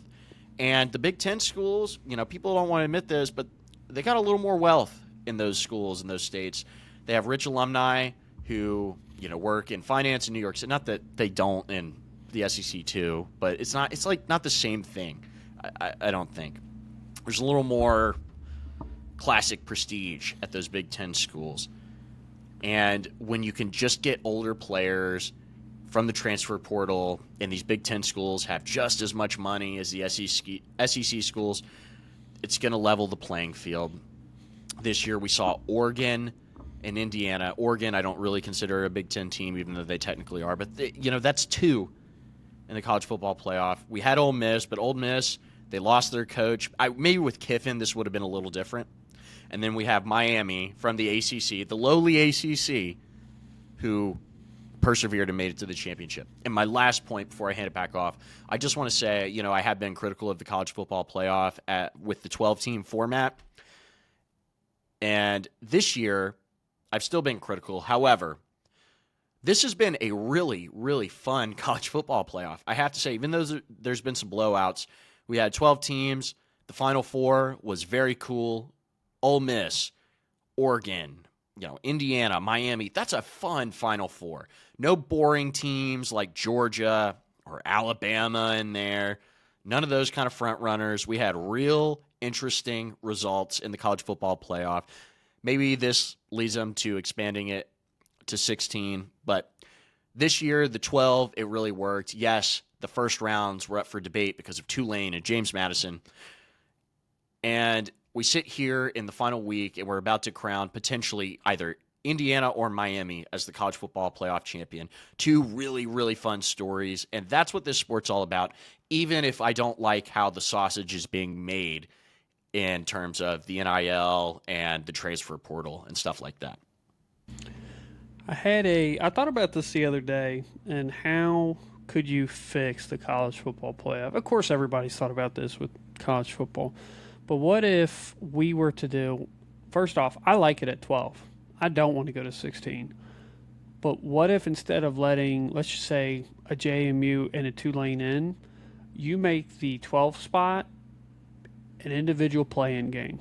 Whoever wins it will play the 5 seed. That way, it's like, okay, there is no more, the Notre Dame controversy this year doesn't happen because if they're like, well, let's expand it to 16. Number 17, the next team out is going to complain and bitch about it. So expanding, for me, that's not the solution, unless the college football playoff thinks they can make more money off of it. But I feel like the quality of the product, when you're getting to that point, the first round may not be as impactful as it was this year. We'll see. But if you do the play-in, that way you're not letting out, one of the smaller conferences. You have a way-in. Like, okay, you have to beat this team. And technically, we talked about it in our last podcast, was that coming into this year, teams are 1-7 after having their bye to go on. So if you can be like, hey, yes, you have to play an extra game, but all these other teams, they haven't played in 2 weeks or a week. So if you want to, I don't know, it's perspective of your guys are staying in the right mindset. You're getting more reps, you're getting more practice, you're playing in the game, and then you're coming in to face, let's be honest, you're not 99 out of 100. JMU is not going to beat the 5 seed in the college football playoff. But it could be a way to not have to cut one of these upper echelon teams out and not get rid of your two, basically higher bid teams that we know talent-wise won't compete. I would agree, and I think that's a decision that's going to be highly debated going forward in terms of expanding the playoffs. Ultimately, I think they probably do it just because of the money that's available to be made. Cynically, I think that's probably where they take it. But is there a better way to actually organize this? Yes, I do. I don't know what my solution is because I've been of the mindset that it should be at 4 teams with two play-ins for, the 5 and 6. They play the 3 and 4, and then the top 2 teams kind of have a bye. That's how I wanted to do it. You can even branch off of that, but I think we're at 12, and this is the way it's going to be going forward. This has been a highly successful. This has been a very successful tournament for college football. You're getting a lot of different schools in there. Even if the Tulanes and the James Madisons got blown out, nobody even remembers that. We're watching Miami and Indiana play for the national title. I mean, nobody's thinking about, oh my gosh, James Madison made it.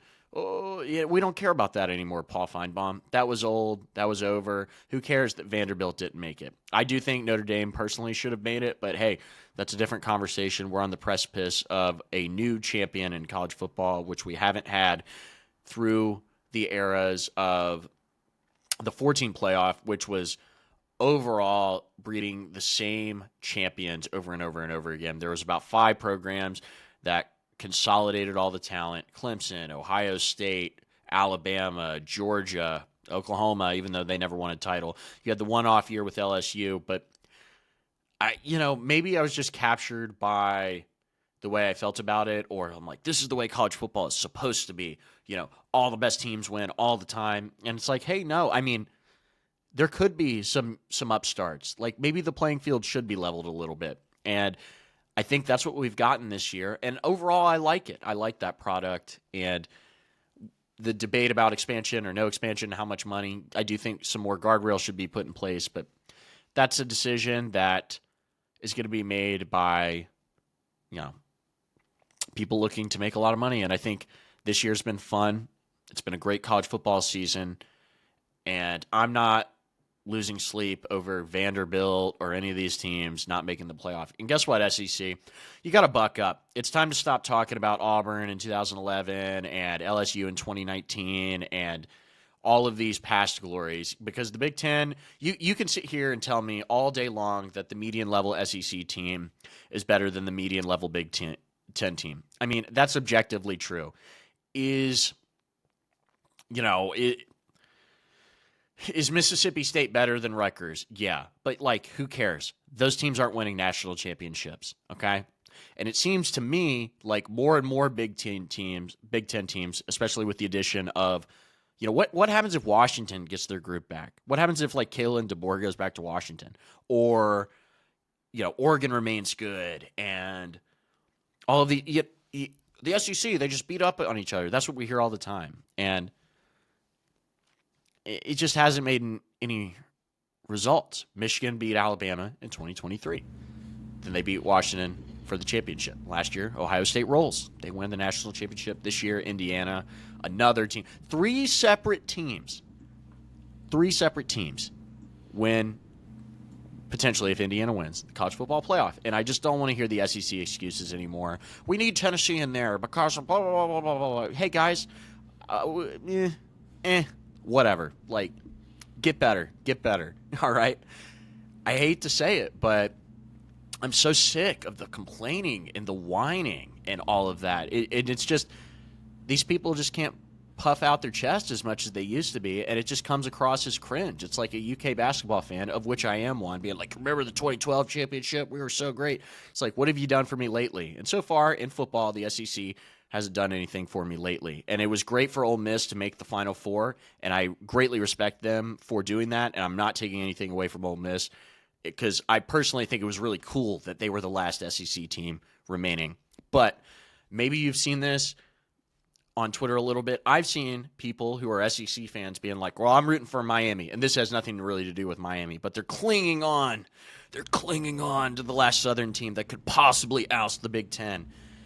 And to me, they've lost the plot, because we're sitting here talking about Indiana football, Indiana being on the precipice of winning the national championship. And so if you got to cling to Miami to keep your level of respectability and your ego intact, that's not great. I've seen that all over Twitter. I've seen it all over Twitter. And I just need them to take a step back, realize they're great at football, realize that, yes, this does matter, but the front running has got to be toned down a level, because they are not adapting as well as they should be to this new landscape of college football, because the old formats were stacked in their favor. Now that the doors have been blown off and the recruiting doesn't matter as much anymore and there's more money, everybody can compete, and they've got to find a new way to win. You summed it up well. I think I have seen on Twitter, by the way, that the SEC is basically adopting Miami because they're from the South. And I'm like, Miami doesn't consider themselves the SEC. They don't want anything to do with it. I think because of the old system that's been in place for so long, that the SEC kind of got shaken up pretty brutally, almost like you're waking up out of a nightmare, out of a dream, where they were like, oh, we'll just continue to dominate, while other programs, specifically the Big Ten, they were gearing up really well for this. They knew that, I felt like they just did a better job as a conference compared to the SEC in adapting to this NIL era. And it's, and we could say from the top of the Big Ten, as of right now, is better than the top of the SEC. And I think within the next few years, you'll see some change coming up. Now, there's some schools, like, let's just say, I think one school for the SEC that has potential, but they got to get back on their feet, and it's been quite a few years. If you want to talk about people that can get money into a school, is like Florida, with how good some of their programs are, and they've had some prestigious people go to them. They got to get the foundation set up. Now, you're talking about, like, guess what? Alabama does not pull enough money in if you want to compare it to Michigan or Ohio State. It just doesn't. It's not the same level. There's some schools in the SEC that can do it. LSU is attempting to do it, but for all I know, they might be shooting themselves in the foot again. We'll see. But I think the top, and then of course you got Oregon, and it's like, well, yeah, they got Nike back of them, let alone name anybody else. There are teams in the SEC that I think that can definitely get back to that level. It's just unfortunate that some of these teams they're scraping right now. They're trying to figure it out. So, like, Georgia is probably the one that has been the most solid out of all of this, and I say that's due to Kirby Smart. But we have seen the past 2 years that Georgia has not had the talent that it's had, especially defensively, that was, let's say, 4 years ago, 5 years ago, where it was like, I think you probably remember a handful of years ago, it's like, oh, the Philadelphia Eagles are just a bunch of Georgia Bulldogs on defense, because that's how much talent that they were putting out in the NFL. And now it's, because Players can jump left and right, and they can get paid money. And guess what? There's some really good coaches in the Big Ten and the SEC. What we just saw, I don't remember the number off the top of my head, but there's a lot of SEC coaches that just got fired. I don't know if I want to go to a program that has some instability and looks like they're doing a rebuild unless they're throwing a large wad of cash at me. We'll see. Yeah, and to round out this point, mainly that rant was to say that, hey, it's like the Bengals fans who are still like in 2021 mode, and it's just like, hey guys, the franchise is not there anymore. You're going to have to mentally move on from that. It's that there's a lot of SEC fans who are still in, Georgia v. Alabama mode, and that was the national championship, and they still kind of cling to that. But the ground has shifted underneath them, and right now they're in a transitional period. And I do agree that there are going to be SEC teams who are able to navigate the landscape correctly because they have X amount of resources and they hired the right coach, which matters so much. It cannot be understated how much the coach matters. And I think one of the issues with the SEC currently is that if you're a coach looking to make a jump from one level to another, there's this weird mix of the expectations are too high for I'll kind of explain it this way. Kurt Signetti goes to Indiana where there are no expectations. Even if he wins a national championship this year, they're still, maybe they expect to win it next year, but it's not going to be like if they go 10-2 or 11-3 or 9-4, they're not going to be like fire Kurt Signetti. You know what I mean? But if you do that at some of these schools in the SEC, that's the way it's going to be. Now, does that mean these guys haven't underachieved? And I'm not even talking about Kalen DeBoer specifically. I'm more so, just thinking about the generic SEC coach. These schools are going to adapt. They will be back. They will be good. It's just that I cannot foresee a scenario in which a conference runs off 12 straight national championships. I just don't think that is going to happen anymore. I think that era of college football is squarely in the past. Nick Saban is long gone, and so the parity is a lot higher. And if you have a school like Indiana who can buck the trend and become a new powerhouse, certainly there's SEC teams, maybe like Ole Miss, who could, elevate themselves. But I just need everybody to mentally move on, stop complaining, don't cling to Miami, move forward, and get the job done.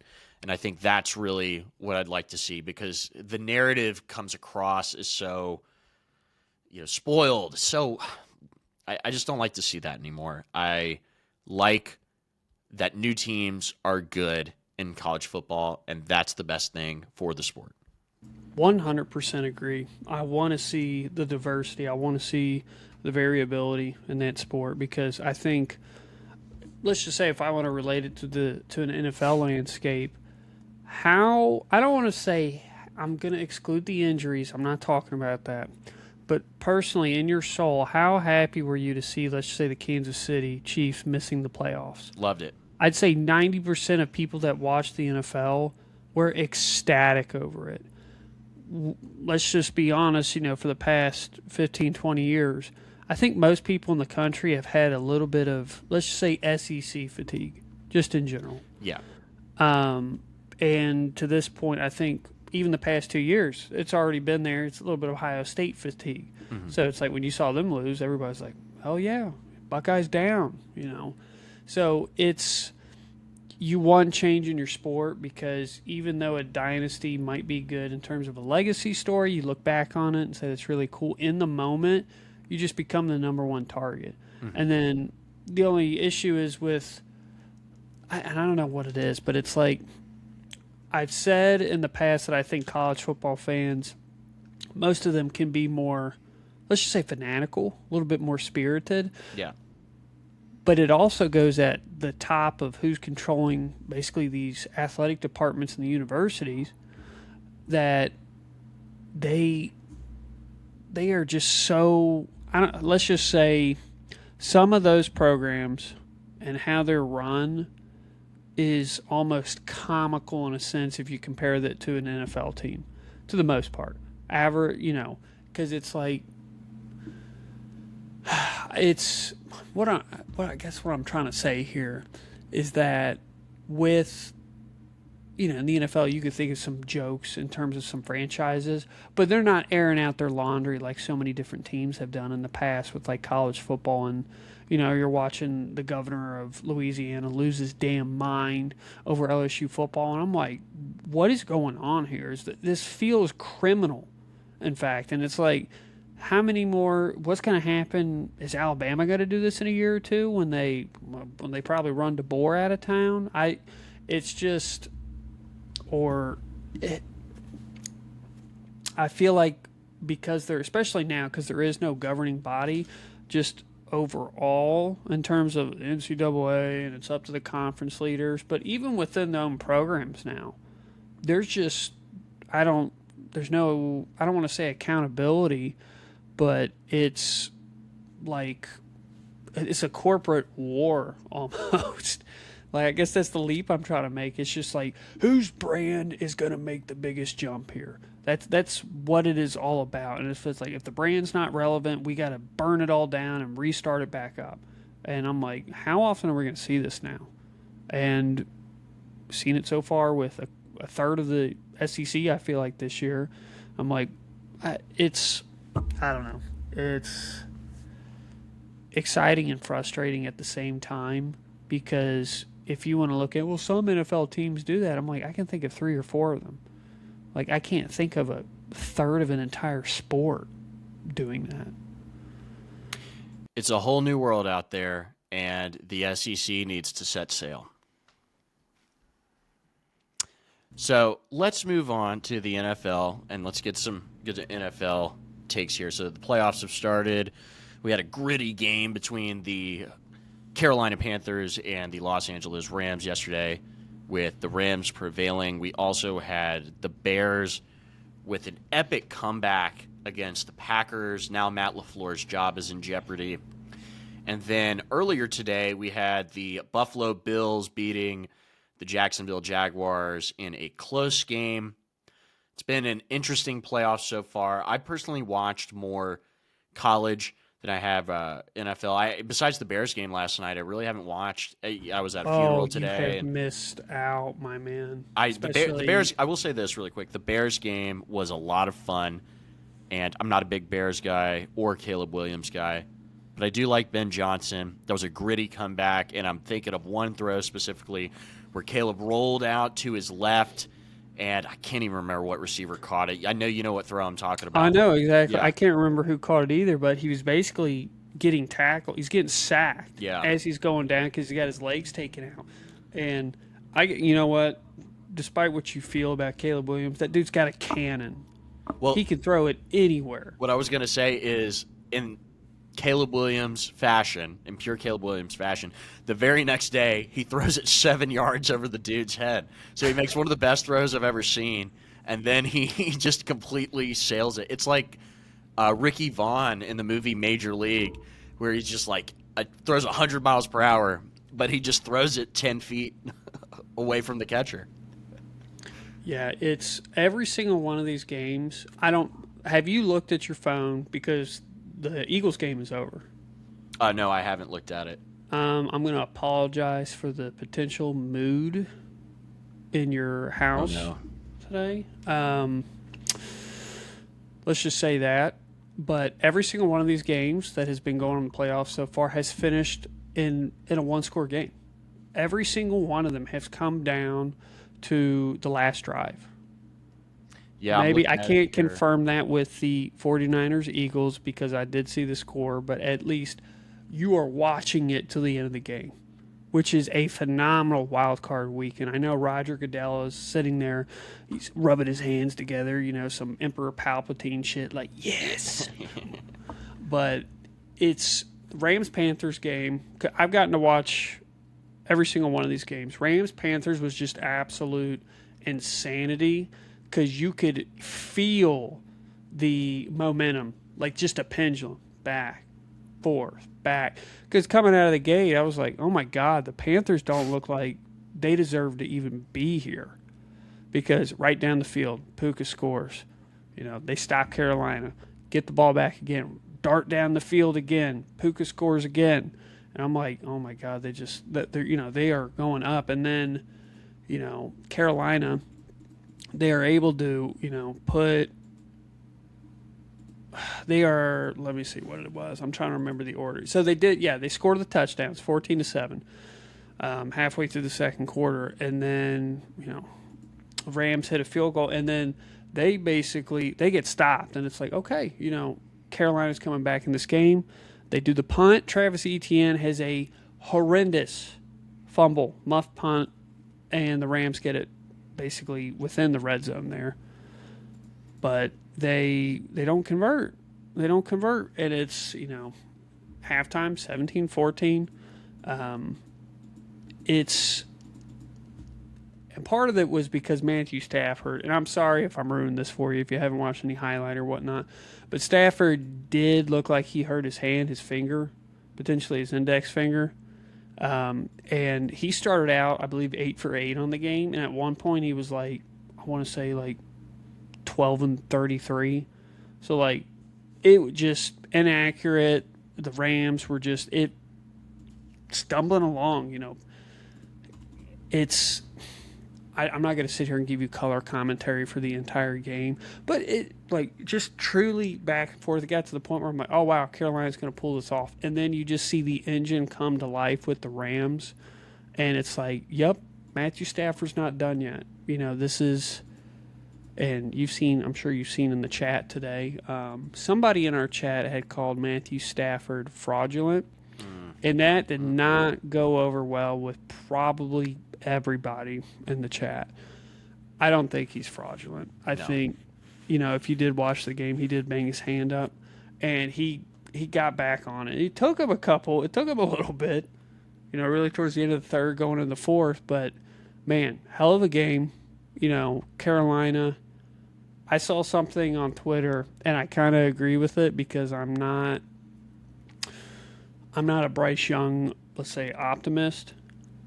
It's like, this is the worst thing that could have happened for the Panthers because I believe this is his fourth year coming up and they have to make a decision. Mm-hmm. Do we give him the fifth year? Do we accept that? What do we do here? And it's like, well, he just led us to the playoffs. First time I believe they've been in the playoffs since Cam Newton led them there. I'm like, man, I guess what's your opinion on Bryce Young in that situation? And then depending on if the 49ers won, I believe they play the Seahawks now, if I remember correctly, how that works out. And then the Rams would play. Who won the other game? Help me out. Oh, I just spaced. The Bills. Bills, 49ers, and Rams. So it would be 49ers. It'd be Bears. Oh, yeah. Yeah. The Bills comment threw me off. I'm like, they're in the wrong conference, man. No. I think just meant over the weekend in general. No, but just, and then the Green Bay game. That was, I can't believe the Bears came back. They had a 5% chance to win the game at one point when I believe it was like 24-7-ish, somewhere around that. Dude, I just thought, I was like, wow, Green Bay's doing everything right. They're not turning the ball over. That's what Chicago's defense is all about. And then all of a sudden it was like they could not move the ball to save their life. And you had the feeling, I'm assuming you watched the entire game. Yeah, I watched, I would say 75% of it. Did you see McManus miss the kick? Yeah. You had to feel as soon as he missed it, it's like, oh, they're done. Mm-hmm. Like Chicago's driving it right down the field. It's just one of those gut moments where it's like the momentum is on their side. If they can get it, maybe they can hold them off, and then they missed, and it's like, oh. At that point, I was like, yeah, Chicago's going to win this game. They're going to pull it out of their ass. Man, Bears money line live bettors last night must have been going crazy. They're like, yep. The Bills game, that was a fun one. Obviously, you were at a funeral, so you had missed that. But that was, I'd say for the most part, that was as basically, advertised. the number one rush defense versus number one rush offense, and the Bills could not run the ball. Jacksonville's defense honestly came to play. I will say it's been a while since I've seen Josh Allen get hit as much as he did this game and still complete throws. I'd say every other drive I felt like he was going to the medical tent. It's like, oh, bent the knee the wrong way a little bit. Oh, smacked my hand on my own lineman's helmet. But Josh Allen, he impressed me. Don't get me wrong, he's a very, obviously, phenomenal quarterback. But I thought this is one of his most impressive performances. Probably, not maybe statistically, but just the way he hung in there and how accurate it was, made plays happen with his legs that he's made all season. Like, this is the one that made me think, as the game was going to the fourth quarter, I'm like, whoever wins this game, I feel like is going to make it to the Super Bowl in the AFC. And I know it's a bold statement because we haven't seen Denver play. Patriots game is about to come on, but I'm like, man, it just feels like it's Josh Allen's year, or this Jacksonville's team is just, it all came together. Yeah, that was an unfortunate first-round matchup because I like both the Bills and the Jaguars, and I hated to see one of those teams get knocked out playing one another. But that's the league. That's why we watch. So I saw a funny Instagram video of a guy wearing a Bills hat, and he walks up to this other dude, and he's like, hey, are you a Bills fan? And he's like, yeah. And then the guy goes, if this isn't your year, then when? And he just keeps pestering him. If this isn't your year, then when? And the guy starts to like spiral. He's like, oh, and he like runs away. But really, if this isn't their year, then when?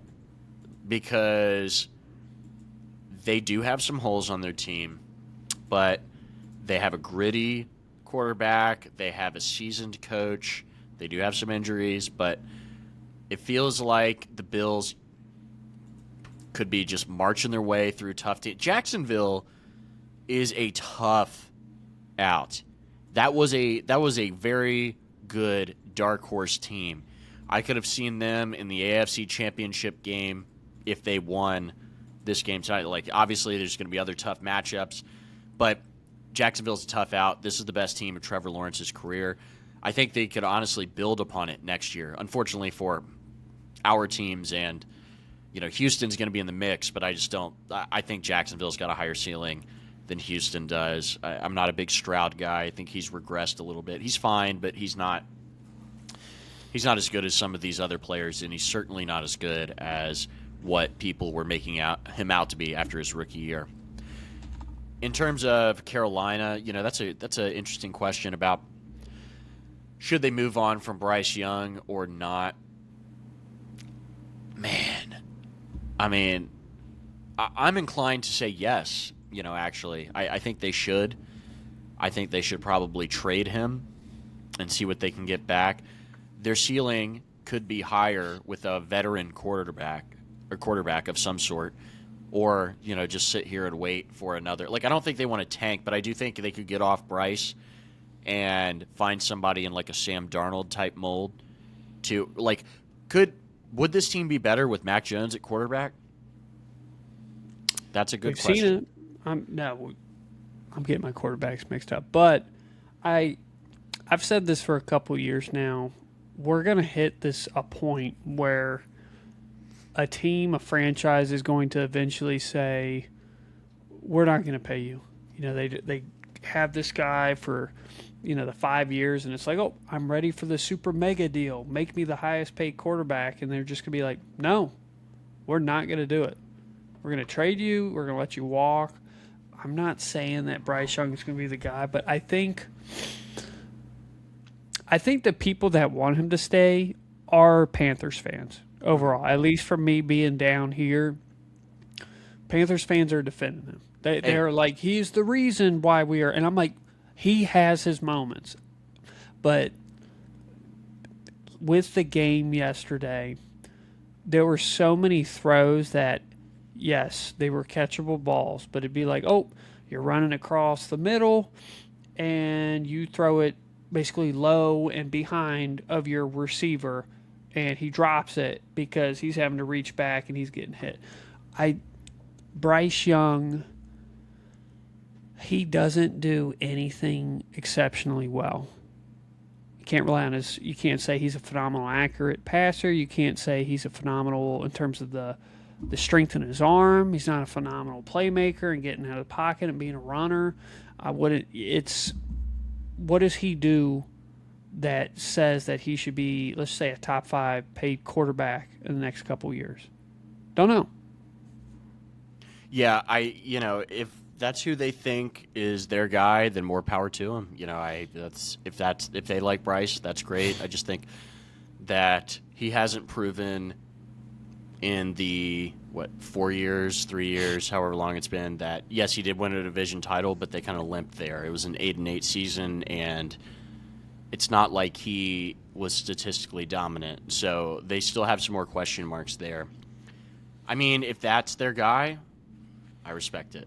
But anyway, the last point I wanted to make before we wrap up here is really quick on the MVP debate. So I saw a clip of Bill Simmons, going out there for Mac Jones, pro Mac Jones. He should be Mac Jones, I'm sorry. Drake May. I had Mac Jones on my mind. Drake May. He should be the MVP.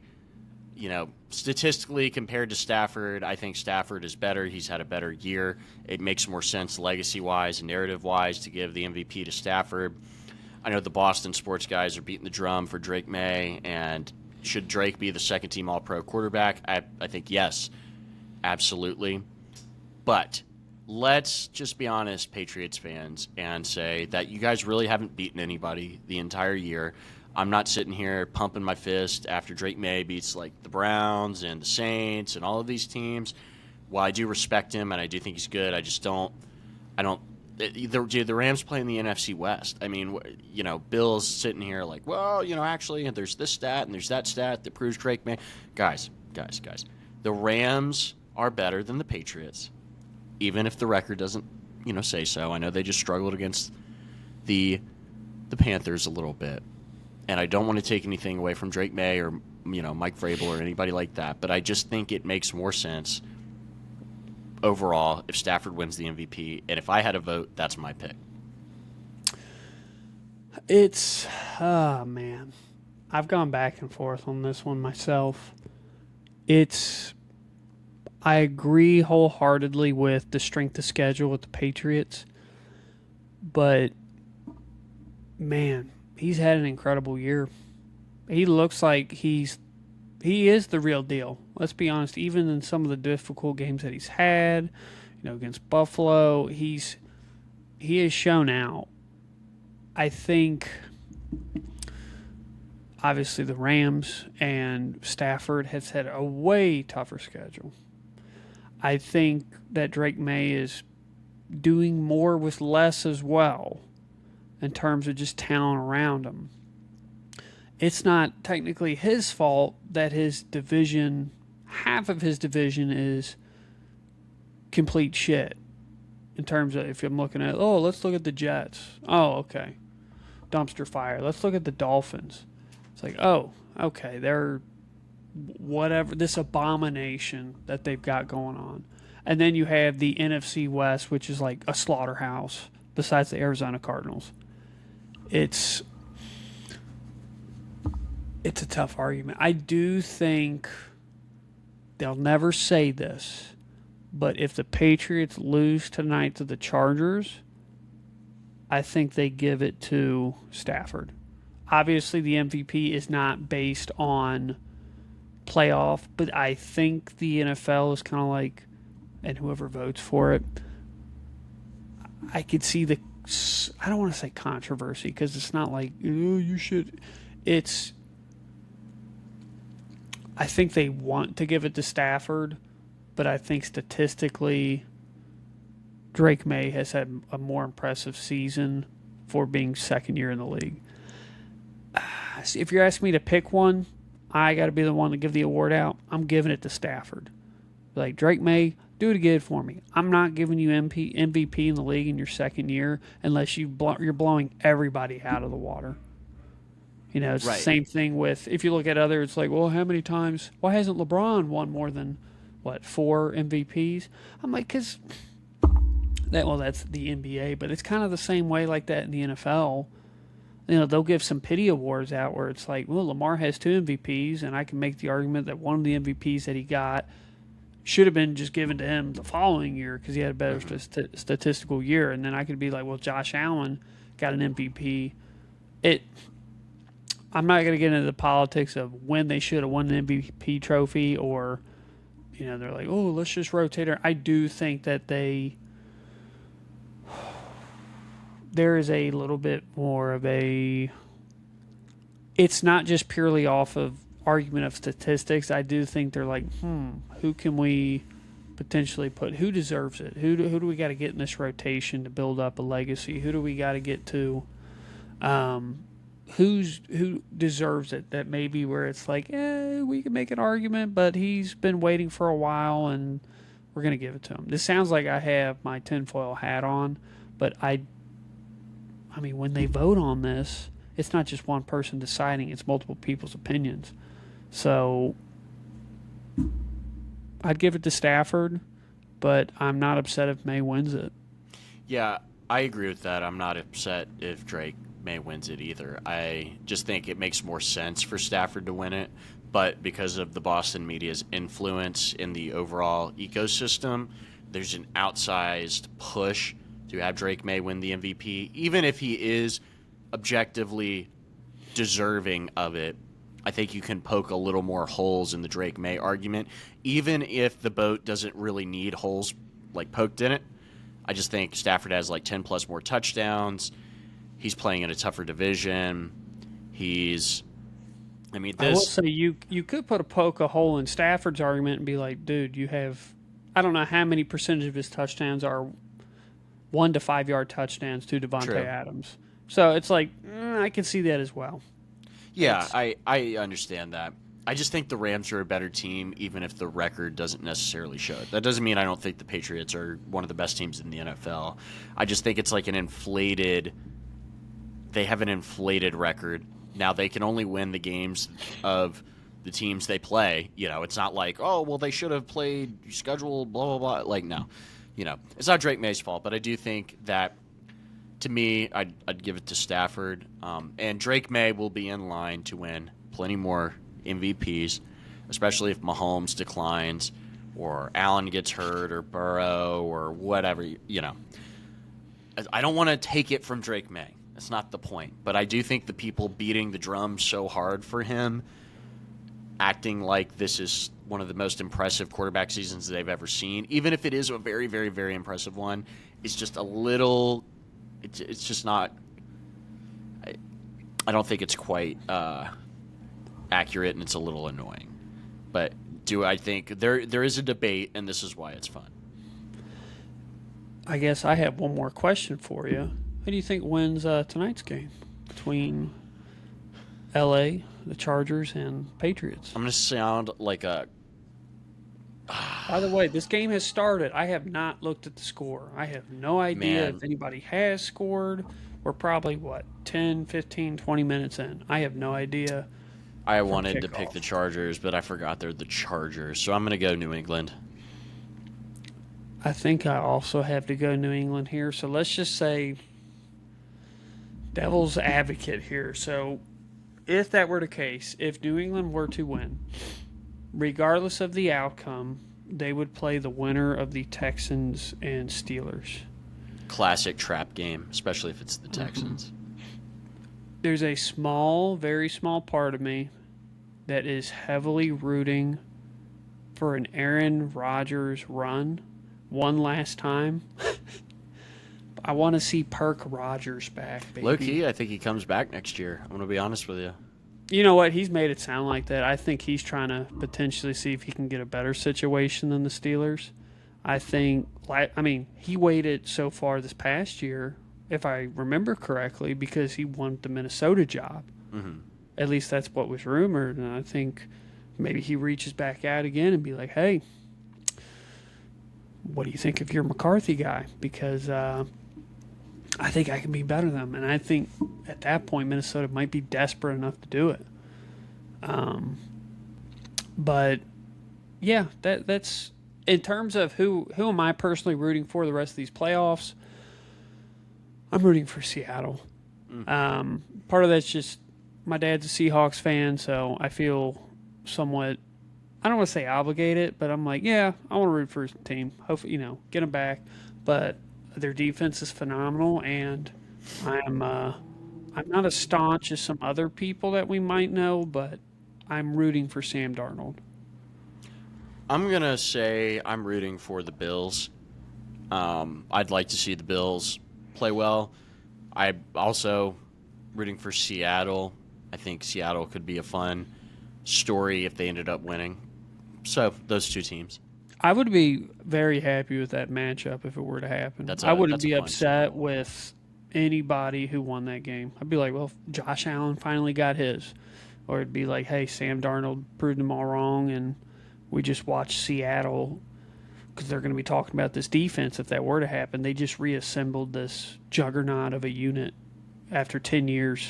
So, I don't know. It's I'm excited to see how this game goes tonight, and then it has all the evidence of tomorrow night being a bad game, but I'm crossing my fingers and hoping it finishes just like all the other ones have finished before.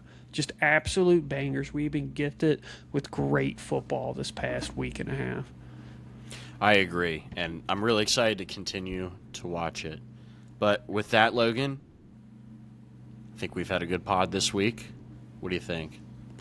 Hey, I think we were all over the place. Yeah, we did. But I love this. We were able to keep it condensed. This isn't a super long episode. I don't think either one of us wanted it to be, just because our usual time schedule is off, and it's 8:30 right now. We both are. We like to think we're grown-ass adults, but we got to go to work tomorrow. I still haven't eaten dinner. So I got to eat, and I want to watch some of this game, and I'm sure you're going to watch some of this game or console the Eagles fan in your household, maybe both. Probably have fun with that. My team and Kaylee's team are out of it, so we're just consuming it, which is fun. So anyway, everybody, be sure to like and subscribe. Like Decker said, we went all over the map today. This was a fun episode. Be sure to give us a like, follow us on our social medias, and we will see you guys next week. Peace, everybody.